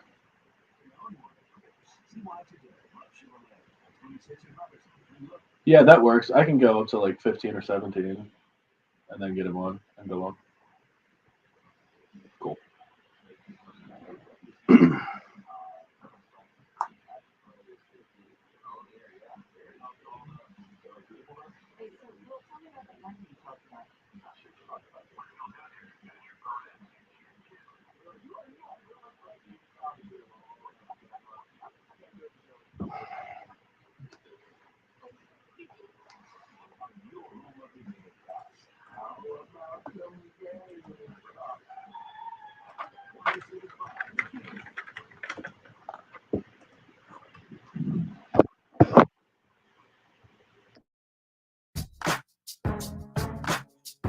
Hour number 3 of the early game, the Wednesday edition, Patrick Solo edition. Thanks to Tommy Moody, Brian Edwards for helping me get through it so far. We will have Brian Jeffcoat here in hour number 3 to talk about Gamecock baseball. They are now 3-1 after a 7-1 win against Winthrop yesterday. At home, they will take on George Washington this weekend. Richmond, Virginia, I believe. Richmond, Virginia's finest. So we will get Brian's thoughts. I'm curious to ask him how he was able to watch the game, if he was able to make it out there or watch the stream, because the stream just continues to be painful. I really do wonder if that's ever going to get solved, because I think someone noticed Texas Tech had a similar stream last night and they were getting made fun of for it. I don't know how South Carolina slid under the radar, because it's just bad. But we've been all over the place. We've talked about that. A little bit of basketball talk. We'll talk a little bit more about basketball. What are you thinking? How are you feeling right now? Brian Edwards has said that he would lean South Carolina. Gamecock Larry gave his prediction. Gamecock Larry predicted a win, I'm guessing. That would be correct. 73-64. 73-64. I'll check if that's over and if that's a cover. Well, it's definitely a cover, but okay, 73-64. South Carolina wins 73-64. How are you feeling? What is the crowd going to be like? I'm curious about that. Are you fully bought into this team? Because there's a lot of people texting in saying that, no matter what, I'm out. This team's just a disappointment, this and that. We can't recruit, yada, yada. But they're playing at a different level right now. They really are. I mean, Jermaine Couisnard's playing the best basketball of his career. Keyshawn Bryant's playing good basketball right now. They're a pretty darn good team right now. And I find it hard to believe that everyone's not bought in, because that crowd on Saturday was undeniable. That was a really good crowd on Saturday for that win over LSU. A big win over LSU, and people were excited about it. you check Twitter after the game, people were going crazy because it was an awesome comeback. It was a resilient game. They're clearly a resilient team. It was exactly what you want. I mean, big shot after big shot. You'd get a 10-point deficit, and they just fight back, just would not go away. The Jermaine Cousinard storyline with his mom in the house was awesome. You have to love that. I just wonder, is everyone bought back in? Are you scared to buy back in? I'm sure. Oh, yeah, somebody did say George Washington's D.C. George Mason's in Richmond, I think. Thank you. George Washington is in D.C. I should know that because I'm from D.C. But anyway, are you back in? And was the crowd Saturday just because Gigi Jackson was in the house? And we really, with everything that went on this weekend, barely even got into Gigi Jackson.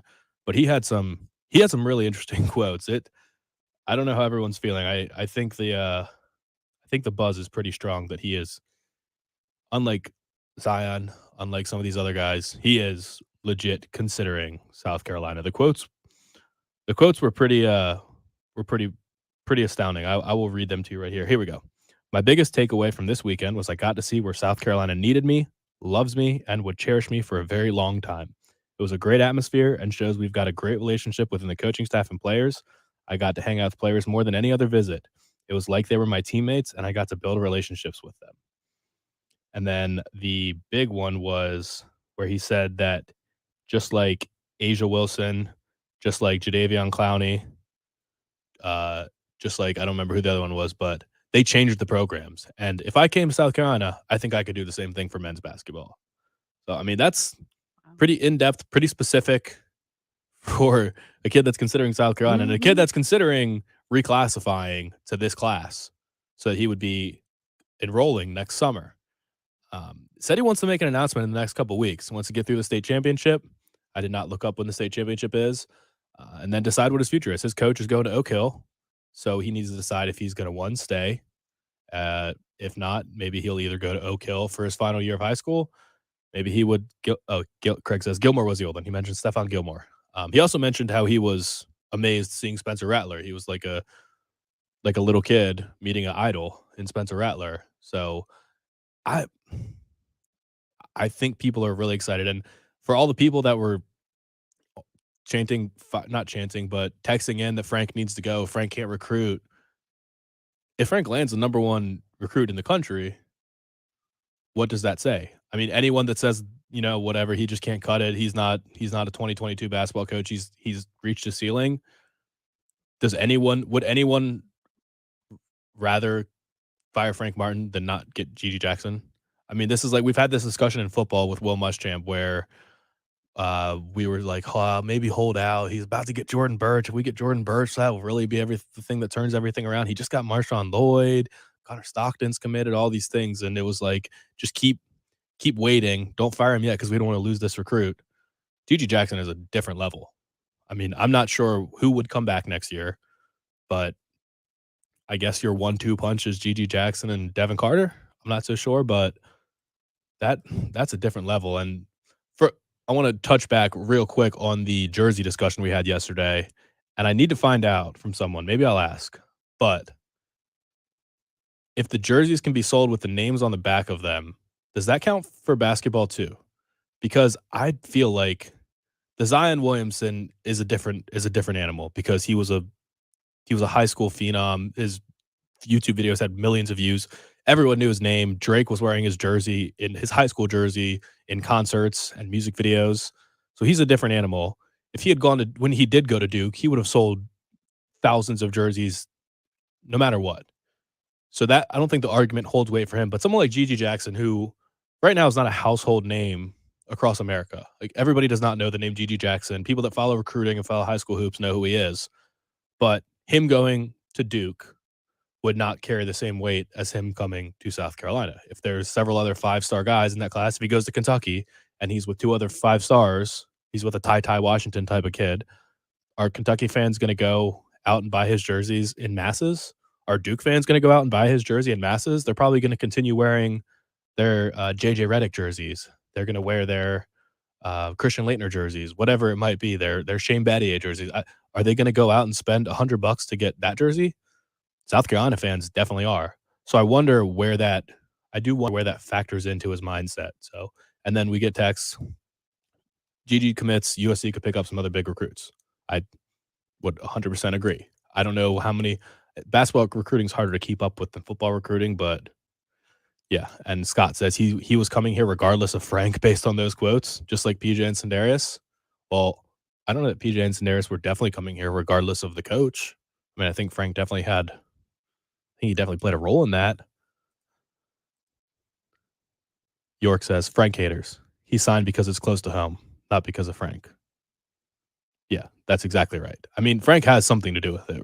Like it or not, I mean, he is a good basketball coach. There are certain types of kids that don't want to play for him, but he is a good basketball coach. And, I mean, look, we've seen it. Late in the season, he gets the best out of his teams. That's kind of what's happening right now. So that's my question. Are you bought in? Are you going to be at the game tonight? Do you think there will be a good crowd at the game tonight? What does it mean? What does this game mean? I'll be very interested in that. So that's basketball. We talk baseball. Actually, let's get out the phone lines. Bryant's on the phone. Bryant, you got some thoughts on men's basketball program right now? How you doing, Bryant? I sure do. Good morning. Good morning. I think I had a discussion with a friend of mine, and this is the thing I feel about college when it comes to college sports. Players more will come to a college because of the school and because of the coach than they will because of another player that's there. You may have instant success if you get a certain player in, but that doesn't last. We've seen how that doesn't last too long. We saw what happened with Clowney and Gilmore, and that kind of success is short-lived. If you look at the situation the Gamecocks are in, Frank's been there 10 years. You really have to think long-term instead of short-term, because even if I might miss out on the G.G. Jackson, what are my chances of long-term success if I change from the head down? That's what we have to think about. And I think thinking short-term, whatever, get this player. Yeah, but Frank's been there 10 years. How long do coaches normally stay at a university? You know, he's been there 10 years. So even if he has success now, what are you expecting? How many years are you expecting? Him to go another 6, 7 years? I doubt it. So I want to know what you and Jen think, because I think it's more going to get one player. The focus needs to be on long term and trying to change the face of the program long term. And I think the coach is the face of the program, and that's what people see. And that's what kids are going to see going forward. Not just G.G. Jackson. G.G. Jackson may be one and done, or two and done. So, and I'll hang on and listen to what y'all have to say. Well, I think we need to genuinely state what are the realistic expectations, because it's not to go to the NCAA tournament every year. It can't be, because that's never been the case in South Carolina. I agree with everyone that says there should have been more momentum from the Final Four. Yes. But if you're talking about long-term versus short-term, well, if in the short term you get G.G. Jackson and he takes you to Sweet 16, an Elite 8, a run. I mean, you haven't been back to the tournament, so a tournament run would be great in itself. Does that not make it worth it? I don't know. I mean, what does it hurt to hang on for another year and see what Frank can do with the most talented player that he's ever coached? I mean, he has maybe not ever coached, because Kansas State, but he would be the most talented player that's played at South Carolina, maybe ever. I mean, I don't know. They've gotten the number one recruit before. I don't know the history like Bill does. Maybe he would disagree, but you don't get number one players in the country very often. That just doesn't happen. So I don't know. I mean, I'm not on the Fire Frank bandwagon anyway. I think it has been disappointing the last couple of years, but I also think this is just a really difficult job. So that's actually an interesting question, though. What is the realistic expectation? I guess what's the expectation for every sport? Because you can't realistically say, all right, the expectation for baseball every year is to go to Omaha, because there's just too much parity in baseball. There's too many good teams in this conference. You can't say the season was a failure if you don't go to Omaha. But how many teams go to Omaha consistently? Yeah, I mean, there's some programs that say, Vanderbilt right now would say that it's a failure if you don't go to Omaha. And maybe South Carolina fans say that. I mean, maybe that's fair. But if you fully write off, if you're a game out from going to the College World Series and you play you are obviously a good team. Can you just call that a failure of a season?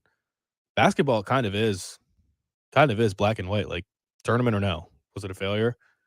At this point, if South Carolina doesn't go to the tournament, but they say they win 2 out of 4, they lose both the road games, they win 2 games in the SEC tournament, lose a close one in the third, and they don't make it. Are you calling this season a failure? Probably. I would think so. I mean, the end was great, but this is kind of always the case where we say Frank's teams play best at the end of the year, and it was just too little too late. You go back and look at some of those early season losses, and you say, wow, that one hurt us. We really had a chance there. Coastal, how do you lose that game? I don't know. Is it tournament or bust? I think the realistic expectation should be you go to the tournament, what, 2 out of 3 years? 3 out of 5 years? I don't know. But basketball is so cyclical and the recruiting is so cyclical that no team really can go to the tournament every year. I mean, even Maryland, I think Maryland's expectation would be, 4 out of 5 years you should be in the tournament and you should be winning games in the tournament. I don't know what would be fair for that. Football, we can never get the expectation right because I think every team's so different. We have a good grasp of what each team is. So you usually say 8 wins. 8 wins is a successful season.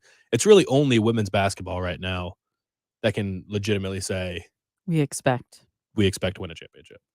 But again, when does our time come where we can expect? Because there are schools that expect to make the NCAA tournament Yeah. every year, and I do understand the cyclical aspect of the recruiting and everything. But I mean, there should be a point where we have a program built, especially when you've had a coach as long as we've had. And I'm not saying that he's not doing a good job or anything like that. I'm just saying at this point, I would think we should have a program where it's like, yeah, really every 3 out of 4 years, we should be there at this point. Like how long does somebody have to be here to make that a realistic expectation? And I'm saying that Yeah. about any coach, not one in particular. There are some good. I mean, RL, I think tournament 2 out of 5 years. Some people might think that's too low, but from where you're at right now, that's kind of fair. I mean, 2 out of 5 years. This is not a basketball school. I don't think it's ever really been a basketball school. Why There've can't been it be? good teams. It can be. I don't. Do you need that transformative figure at the head of the program to make that happen? I mean, I just don't. I don't know how to compare what Dawn did with the women's team to what's even remotely possible with the men's team. I mean, they're just flat is more parity in the men's game. That's why realistically, no fan base can say championship or bust. It's just not a realistic expectation. I mean, if Kentucky or Duke go to the Final Four this year, they can't say their season was a failure because they didn't win at all. And maybe Duke because it's Coach K's last year and you have to win a championship for him in his last year. But it's just, this is such a unique situation. I don't know what to say, but there's going to be an interesting discussion. And really, these 4 games are incredibly important. And, I just get a text saying, you win this game and you go to Alabama, you start popping up. They said, we win tonight, we might pop up on some of the next 4 out lists. Then we have to go beat Alabama on Saturday. I don't know that they are on next 4 out lists if they win this one, but no one's talking about them being on the bubble at all. And if they do win this game, maybe that discussion starts to happen. We're gonna have Brian Jeffcoat on next. Let's get to the phones real quick. Thomas, you're up first. How you doing, Thomas? Good morning, Patrick, Jim. My thought is that for men's basketball, realistically, 20 wins per season. And whether that gets you to the NCAA or to the NIT, that's probably realistic for South Carolina basketball. The other thought is, if you look at Frank's overall record, I think he's averaging around 16 and 14. Be it other sports or even in basketball, when you fire coaches that they don't have a tremendous winning percentage, but do have a overall winning record and consistently is above 500. More often than not, schools don't do very well when they fire that coach. And I'm kind of a Frank fan. Yes, the antics that you see on the sideline at times is pretty bad optically, but he is a good coach. Now, part of the problem for South Carolina has been we're not able to keep most of the players for the entire 4 years, and I think it takes a while to learn Frank's defense and play it the way that he wants to. You go back and you look at his teams that have been successful, it's been teams where he's had key players on the team for a number of years. Go back and look at the last NCAA team. Had players that had been on that team for 3 or 4 years in his system. And that's all that I wanted to share. Now, listen to you guys. Appreciate it, Thomas. I mean, I agree with a lot of that. I agree that some of the antics on the sideline, I look at that and say that seems like a little too much. But I also agree that it's kind of undeniable that he's a really good coach. And 20 wins, that's a fair baseline. I mean, you win 2 out of 3 games. It's pretty simple. And if South Carolina were to win out right now, that's exactly what they would be. And if they win out, they will probably be in the NCAA tournament. One more call real quick. Greg, you're up. How you doing, Greg? Hey, the last caller kind of said a couple things. I was thinking that, 20 wins or at least being considered or in the NIT should be a goal.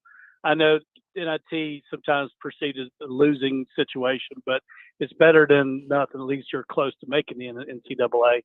And I just want to clarify that I'm an old guy. I'm 57 years old, but there was a time and place when Frank McGuire was a coach here. This place was rocking with basketball, and we were definitely a basketball school. And I think this community is ready to embrace basketball again, obviously with what they're embracing with Dawn Staley and the women's. So I wouldn't say that we're not capable of being a basketball school. I think we're very much so.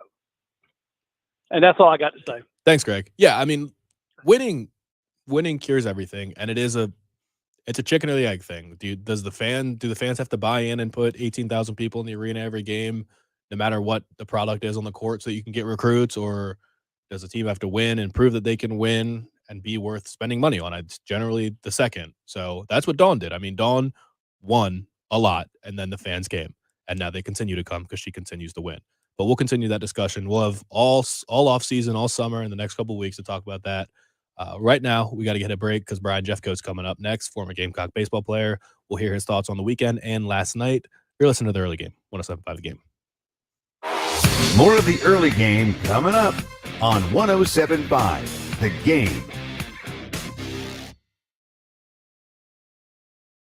Well, I'm looking.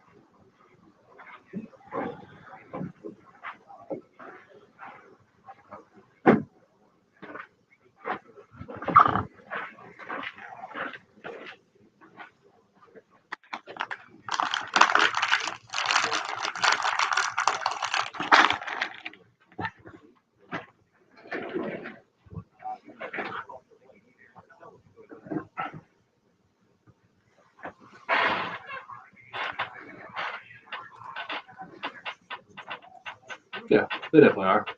I mean, football is number one, but there are plenty of people that only care about football. There's plenty of people that only care about football and baseball.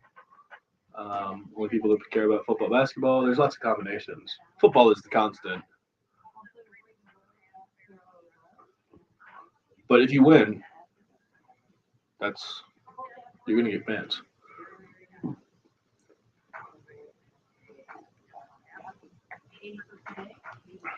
And showing up to games, I mean, that's a different deal. You have to be really good to get people to come to games now.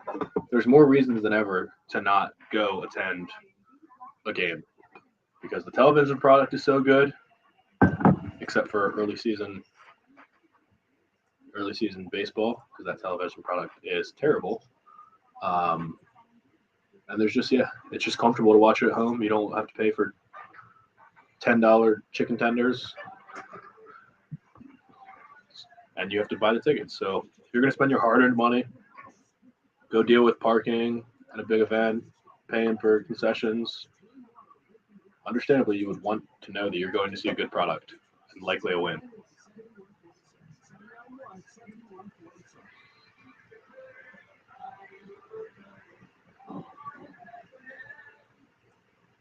Yeah. I mean, I feel like that's a lot of, that's a lot of states too, though.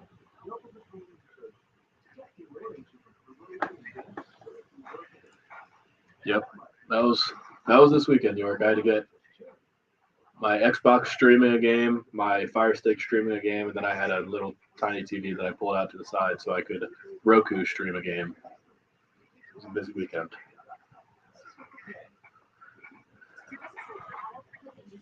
I was actually thinking about getting into an NBA discussion today, Rory, because kind of hold on to it. I'll see if Bill wants to get into it, but there was a good JJ Redick quote from yesterday, or soundbite from yesterday, talking about Zion not being a team guy because he hasn't even talked to CJ McCollum since CJ McCollum signed, and he just might end up being a massive bust when you compare the fact that John Morant went number 2, and John Morant's incredible now.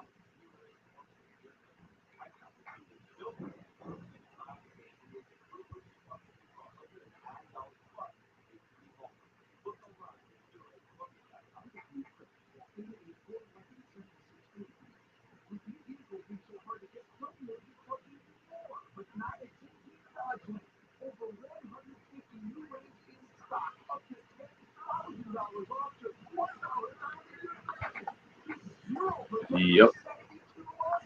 And JJ Redick was one of them, and JJ Redick was his teammate.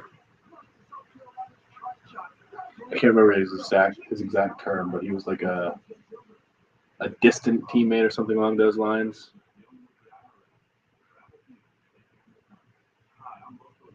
No, I have a Xbox One. I used to play. I've never had an Xbox Live account. I have in the past, I guess, in the way past when I was in high school or middle school. But I've used my Xbox as my streaming device for the last couple years. I think I have NHL 15 and FIFA 16, and those are the last 2 games I play. Sometimes when I'm on the phone, I'll just pop on a game of FIFA or NHL, play a quick match against the computer. It's about the extent of my gaming. And I bought the Halo bundle like 10 years ago, maybe more than 10 years ago. So I do have the Master Chief Collection.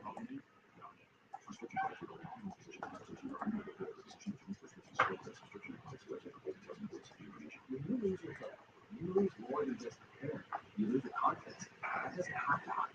Today, there are proven medical solutions to stop hair loss, and in some cases, regrow what you've lost. And now you can get them online at fourhands.com, including the very latest treatment, topical finasteride and minoxidil spray. It combines 2 proven hair loss treatments in the only hair loss spray of its kind, and only fourhands.com has it. No more pills, no more messy, time-consuming applications. Topical finasteride and minoxidil spray is only available by prescription. But at fourhands.com, you can connect with a medical provider online who will, if appropriate, prescribe this new spray and ship it to your home. It's that easy. Get the old hair back. Get the old you back at fourhands.com. For a free online consultation, go to Halo Infinite? What's that? Is that a game you buy disc of, or is it you buy at the store? Fourhands.com/care.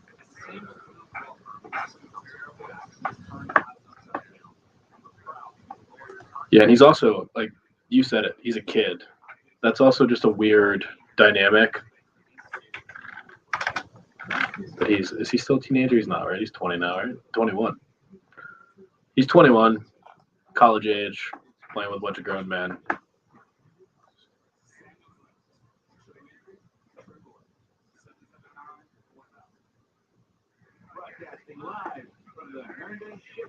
I don't bring up the past. I barely know the past.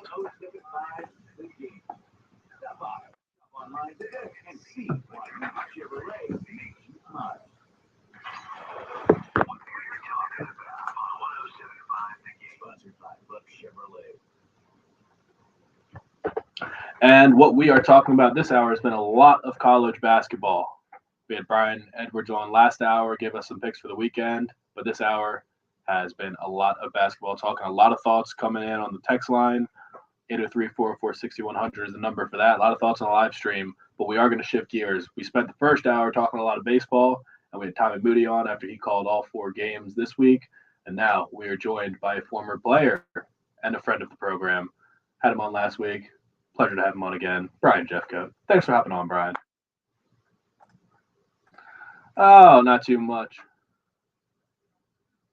I know. I mentioned I was very worried about it. I filled up several pages on notebooks and wrote down like 20 different subjects. I had Jen record audio, and I was like, if I start running out of things to say, we're just going to play this, and that has not happened yet. Yeah, it partly.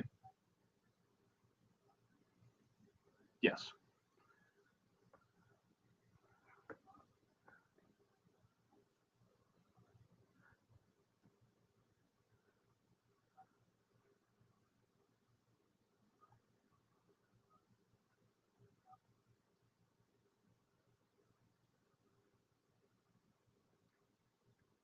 Yeah, thank you. Brian just seen the full transformation from college intern to doing the show myself. So thank you, Brian. How was your weekend, Brian? What did you get to watch? Did you get to watch basketball? How many baseball games did you get to watch? What was it like? I know you're busy over there.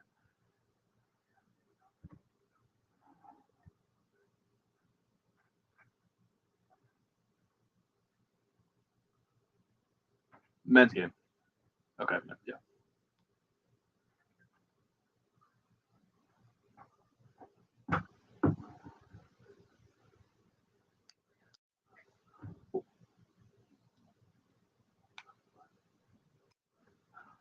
Was the stream driving you crazy? I mean, I was so annoyed that I couldn't see the actual pitches. I don't know if you watch the game differently as a former player, or if you're able to sit back and just casually watch it and enjoy it. But was that driving you nuts?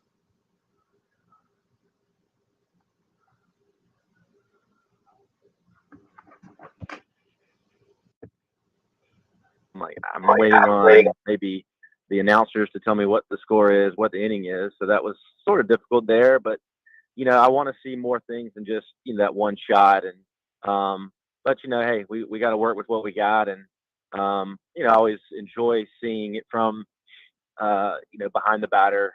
And again, I guess we're gonna work on that maybe. I guess so. I mean, I think they basically said this is the deal until basketball season's over. So suck it up and deal with it, because they don't have the transmitter, which I don't know, somehow every other school in the SEC has a transmitter. So that's just where we're at, I guess. But it is what it is, and I mean, we're still kind of watching baseball. Right. And again, we're watching it.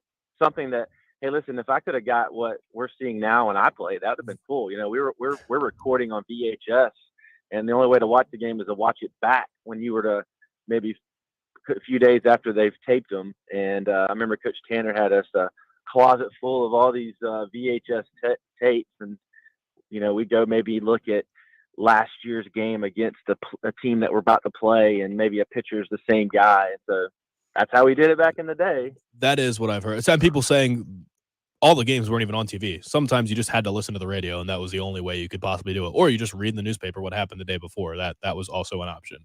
So I guess we are spoiled, but I just want to be equally spoiled as everyone else in the SEC. So it is what it is. I agree. It is what it is. What'd you make of the weekend at large? I mean, you nearly go 1-2. A miraculous ninth inning. Really, all 3 ninth innings were crazy, with UNCG almost coming back on Friday. South Carolina almost came back on Saturday, and then Sunday, obviously the wild comeback with the Eyster grand slam to cap it all off. What were your just overall themes of the weekend? Overall thoughts? Yeah, I mean, overall, I would say an average weekend. It wasn't something that we walk away feeling like, wow, man, this is going to be a great team. And it's very difficult with, as I look at it, and you see, you don't have a ton of returning players, so it's hard to really gauge what are the newcomers, what are they going to end up being, where are they going to be here in a few weeks, more games under the belt, obviously some tough games upcoming. And so I think it's more of, it's unfair to really put a lot of negative on them. I think there's a lot of learning opportunities. I'm sure the coaching staff is trying to break down where the mistakes were made, the approaches they should have had, better at bats with men in scoring position, pitchers, maybe performing better, throwing better quality pitches and situations. So there's a lot of things. And with baseball, certainly right now at the beginning, it's hard to say exactly where you're going to put the fixes at. And, I think we have some shining moments when the bullpen did a good job on Sunday, not so much on Monday or on Friday. And, I'm sure Tommy broke that down. I mean, he knows, he's sitting there watching it and going play by play, but some highlights. I mean, listen, the freshman shortstop, I was interested to see, what his, what he would look like. And, obviously didn't get a chance when I wasn't out there to watch it in person, but, obviously the guy, he's a gamer. He's certainly, today these kids come in, they're pretty prepared as much as anyone. Back in the day, we didn't have the travel ball experience as much as they do now. So, he's obviously got a lot of opportunity and a lot of positives that he's showing us that he can do, not only playing short, offensively, but man, what he did on the mound. So, Yeah, I wanted to ask about that was because growing up, I wasn't in a college baseball area. Nobody watched Maryland baseball. It was all MLB. So the idea of guys pitching and playing the field was just an insane concept. Like you would just hear about like Madison Bumgarner was a good hitter for a pitcher, but now obviously Josiah Seitler is starting for you. Michael Braswell's coming in and striking out the side after playing already 9 innings, just ridiculous. How did you have guys on your team that were doing that? How many guys were doing that? How common was that? And is it more common now or less common now? I would have thought less common now that people are specializing more. yeah, I don't think it's as common, as it used to be. We had certainly a few guys that would, could do both, play both ways. Clint Collins, which, Clint came in probably more as a pitcher than he did as a position player, but he was, certainly had enough ability to play in the field and, play third base. Kip Baltnight, Kip had some opportunities also to, in high school, he played a lot of the positions in the infield, and but obviously he shined on the mound. It's very difficult to do both very well, and I think that's why you just don't see many guys that do it at the level of being very successful at either of them. You have to really focus on one. Well, because the time, I just don't. Help us understand the time commitment. Like when you're in practice, are the pitchers pitching every day or doing some sort of pitching exercise every day? I mean, obviously they need to let the arm rest. And then also when you've got a guy like Braswell who's, throwing it around in pregame, he's playing shortstop and just doing regular throws.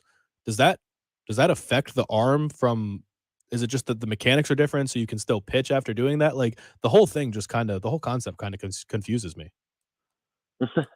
Well, yeah, there's certainly a lot of that pitchers do on a regular basis, routine wise. And that goes really not only just for pitchers, but for position players. And so I think it's hard to really gauge or to get comfortable with the routine if you're spending a little time doing some pitching, a little time doing a position, playing a position. And, arm development is also key throughout the year. And if you're throwing a lot of balls across the diamond or from the outfield throwing them in, which maybe outfield, you don't have as many opportunities to throw the ball as you do as an infielder. And that could put some wear on your arm. I think what you'd see with Braswell would be he wouldn't really be a guy we'd take into a lot of innings. We'd ask for a lot of innings on a per pitch basis, but we would ask for him to come in and do what he did the other night when we needed him. And I mean, I've seen guys come off the shortstop position onto the mound. They've always had, decent arms because they got to get it across the infield. And usually those guys come in, they're kind of a max velocity, and they just, they've done okay. And so there's not a lot of of information as you're an offensive player learning about who they're going to pitch at certain situations. Well, maybe these guys don't pitch as often, so there's not as much information out there, and so you're really reacting to maybe something you haven't heard or seen, and so it can play both ways. It's a very difficult thing to do at the highest levels. I'm trying to think of the guy's name. It escapes me for the Rangers who did it this year. No, the Angels. Ohtani, Shohei Ohtani. Ohtani. Yeah. I mean, that was ridiculous. I mean, it was unbelievable to see what he did, and you just, I mean, you go through baseball history. How many of you just don't see that? Yeah, that's why people were calling him Babe Ruth, like saying he was better than Babe Ruth. I mean, it was actually insane. So you expect Braswell to continue pitching just spot innings here and there, nothing really more than that. You're not expecting him to come in and middle relief for 3-4 innings. No, I would not. I wouldn't expect him to come in and pitch very much unless it was a needed thing or, the opportunity presented itself like it did in the extra inning ball game. So yeah. So I would say I would think that most people are pretty comfortable with the top of the order there now. With you got Brant Belk starting. I don't know how much of his at bats you got to see, but I mean he seems like a great pickup. He's got a lot of speed. Tommy said they move him from center to left field, let him play center field and just cover all that ground early, and then move him to left field later in the game. Did you get to see many of his at bats? I saw a few of them. Obviously, I wouldn't want to say I'm an expert at what his capabilities and strengths are, other than getting him on base is important. He's going to set the table for the guys behind him, and working the pitchers early on in the game, and that's what you really want in the leadoff guy. He's experienced. Is he the transfer from Missouri? Yeah, and lit it up in Missouri last year. Yeah, and so you look at those guys as they should be ones you may not have a lot of information on from who they are because they didn't play last year for us, but we know, hey, this is what he did in the SEC at a school like Missouri. And I think those are things that you can depend on if you're the coaches and certainly as fans. Like, hey, this guy should know what he's doing. Some guys that you wouldn't know, maybe freshmen coming in, junior college guys that you didn't really get the chance to follow, or maybe they weren't in maybe an SEC, ACC program. Not that these other programs around, as you're seeing. I mean, the parity in baseball has definitely changed. I mean, there's some kids that are at schools that maybe we don't recognize or we don't get to see very often, but they can do some special things. And I mean, as I got playing further past college, and you just would meet guys in the minor leagues, and you'd say, "Where'd you play?" And you might not have, recognize the school, but you're like, "Oh, that wasn't what you'd say is the big schools." And you watch them play, and you're like, "Man, these guys they're just as good as anybody we play against." And that's just sometimes, the way it goes. Well, that's an interesting point about I guess it's maybe just the sport of baseball in general, but you see South Carolina, powerhouse, storied program, won national championships versus UNC Greensboro, a mid-major. They should just go out there and spank them for 3 games. If it was football and South Carolina was playing UNC Greensboro, they would win by 50 points because everybody on South Carolina's side would be bigger and stronger than everybody on UNC Greensboro's side. But I mean, what is it about just, I guess, the sport of baseball where that's never going to be the case? No matter who you're playing, it's not just going to be you can physically dominate them from start to finish. It's just not the case. It's not. I mean, there was many times, I look back and we maybe came in because of our statistics on paper would say, wow, we're going to dominate. If you look statistics, you look at just the eye test, maybe you're like, wow, we should be able to, handle these guys. They're maybe not the best at their positions. You watch them field, and then you see a pitcher who's maybe doesn't have the best velocity, right? It's baseball. You still have to go up there and you have to hit a baseball, which is not the easiest thing to do, right? And the ball doesn't bounce your way in a particular game. A pitcher's throwing a gem. It happened many times. And so you have to respect the game that way. You have to understand that baseball is about situational moments that you got to take advantage of. And that's where it really comes down for me as I learned to play was you have to break the game down into really those moments that you have to execute in order to win the game.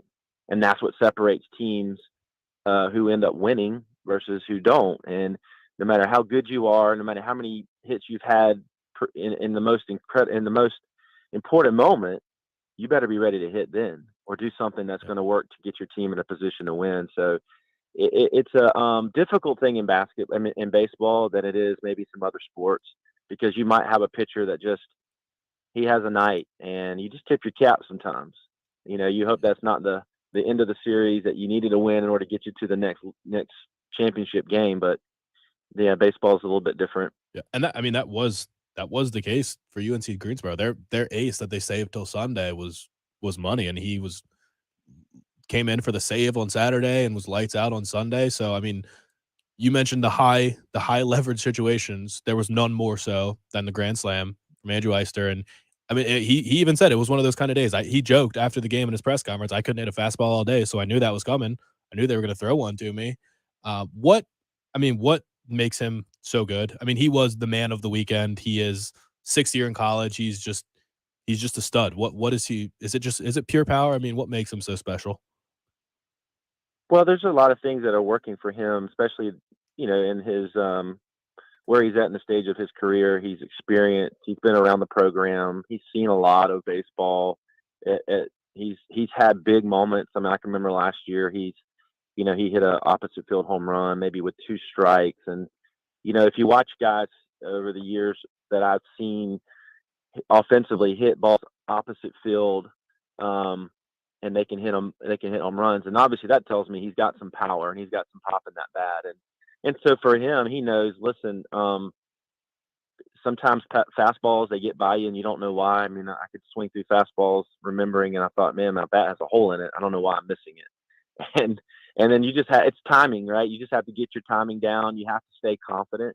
I think that's the other biggest thing, is that you look for guys not just developing their skills to field the balls, to make the plays, to hit the ball. It's how do they, the mental part, what are they doing that sometimes I can pick up the small things. How are they doing it? And are they developing into better baseball players? Not an easy thing to do. And so for Eister, he's got experience on his side. And I hope that what he's doing, and I'm sure he is you just help younger guys and, help them and mentor them to give them that understanding of how you approach. And even when you're not at your best, save it for that moment that we needed him most, which obviously, look, he comes through, and he's been a clutch guy. And so I'm very excited for that guy and just proud for him. And that's a great opportunity.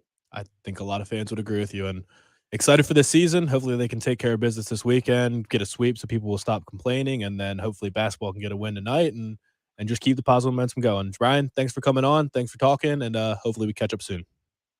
Thanks, Patrick. Take care, Jen. Brian Jeffcoat, former Gamecock baseball slugger, Gamecock baseball great, friend of the show, as always. Appreciate Brian coming on, helping carry us through this last hour. Do you miss him not bringing in coffee like he used to? Yeah, he would. Yeah, people, if you're newer to the program, he would come in for the whole hour, always come in for the 7 o'clock hour, bring lots of treats, sometimes Chick-fil-A, sometimes McDonald's, coffee. It was Figured the you best. probably missed that, yeah. Yeah, I do miss that. One day he'll be back. Let's hope. But that'd be great. One more segment to go. We've almost made it. I've talked to Tommy Moody, talked to Brian Edwards, talked to Brian Jeffcoat, and talked to myself a lot. I'm ready to be done. One more segment. We've almost made it. Almost through hump day. It's the early game. 107.5 The Game. This is South Carolina head women's basketball coach Dawn Staley, and you're listening to the home of the Gamecocks, WNKT FM, Eastover, Columbia, 107.5 The Game. It is hard to believe that we are in the final full week of February. I have to kind of pinch myself to realize this is how quickly we're moving through the year. One of the things that's already starting to change is those interest rates that you can lock in and save with your mortgage payments. They've gone up a little bit, but they are still well below pre-pandemic levels. But now's the time. There's still time. Now's the time to get in touch with Benji Getsy and Buford Lending, 843-524-2404. You can visit them on the web, buford.mortgage. Benji and his team have been named in the top 1%. The top 1%, how about that, of loan producing officers in the state of South Carolina and the entire United Wholesale Mortgage Network. And again, while rates are rising right now slightly, you need someone with experience more than ever who can help you find the rate the best rate possible and lock it in today to give you more buying power. And Benji's got 25 plus years of experience in the mortgage industry. So call Buford Lending today. 843-524-2404. No reason to shop on Wall Street. The rates on Bay Street are better, and you can go with a local lender. You can go with somebody you know, you trust. Call today for a free evaluation of your current mortgage rate status. 843-524-2404. Or again, visit them on the web, Buford.mortgage. He's Benji Getzy and Buford Lending. 107.5 The Game traffic from the Shepherd's Glass Traffic Center. Shepherd's Glass, a true reflection of quality. shepherdsglass.com. And we do have a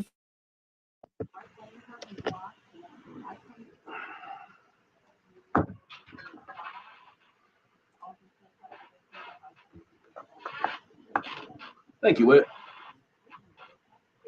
I can put these notes away. Save some of my topics for tomorrow. Or some of my random topics that I was really hoping that I wouldn't have to get to, but were still funny anyway. Just run through a couple of them right now. Miami hiring Charlie Strong as their linebackers coach. Interesting. Putting together kind of a monster staff in Miami. Liam Cohen, Kentucky offensive coordinator, been hired away to right back to the Los Angeles Rams where he came from because Kevin O'Connell left there. Hansel Emmanuel, the one-armed high school basketball player who's absolutely incredible, got his first big-time offer from Memphis. Really hope that we see him play big-time college basketball. Fun stuff from the weekend. James Bouknight, the former UConn player, current Charlotte Hornet, so at the UConn game, got ejected or got kicked out of his courtside seats and then snuck into the student section. That was fun. USA women's basketball, a New Zealand defender scored 3 own goals and an own goal hat trick. Pretty unheard of. Didn't really get to my Falcons stuff, but I was going to explain why Matt Ryan should be released or traded. It's okay. We made it.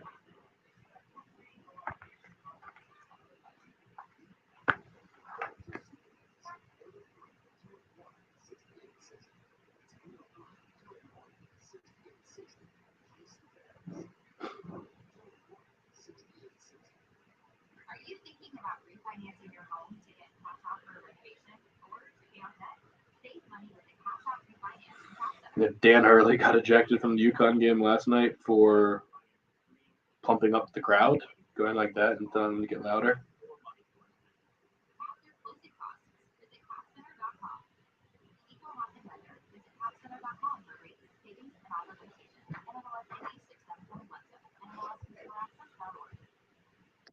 Men's lacrosse versus Aiken. What lacrosse? Patrick's got a cousin of his cousin. Nice. Whit, I did see that the USFL draft was yesterday. I saw Blake Camper got drafted. Shea Patterson, #1. He's terrible. I don't know why that was the case. Let's see who else is notable. Clayton Thorson, former Northwestern quarterback, former Philadelphia Eagles draft pick.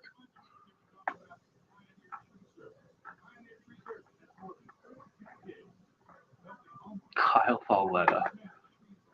Kyle Sloter. Crazy.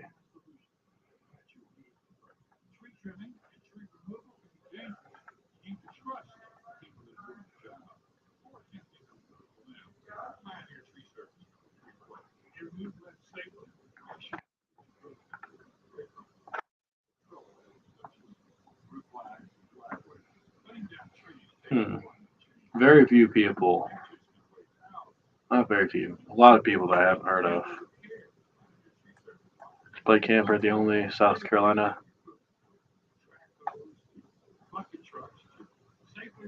It does appear to be that is the case. Isaiah Battle from Clemson.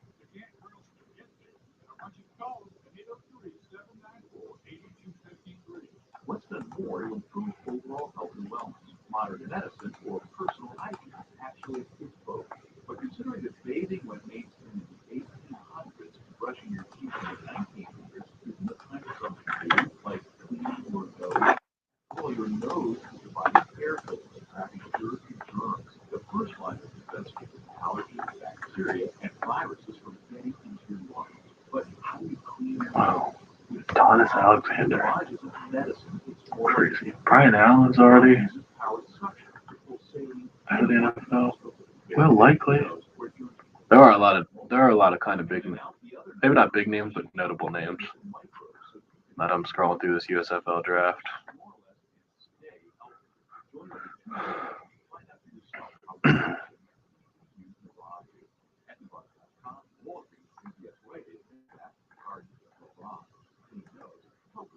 Broadcasting live from the Herndon Chevrolet Studios. This is 1075 The Game. Stop by, shop online today, and see why Herndon Chevrolet makes you smile.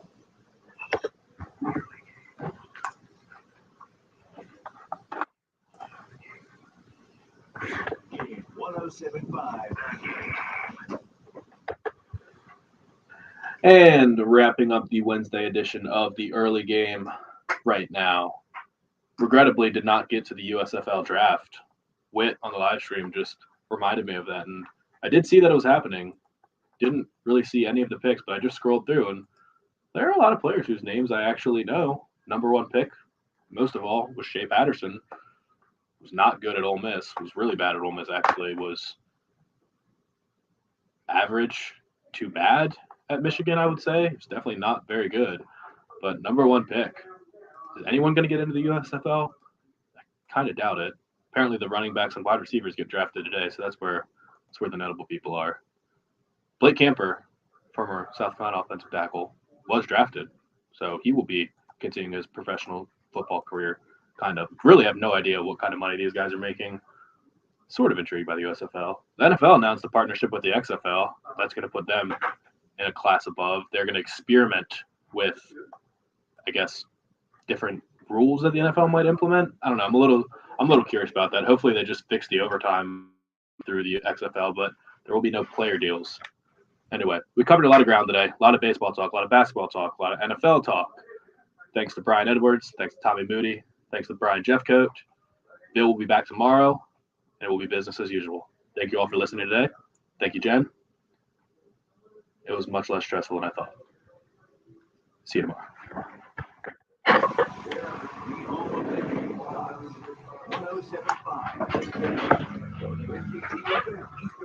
All right. Well done. We will see you all. They will do it again. Yep. Bye, guys.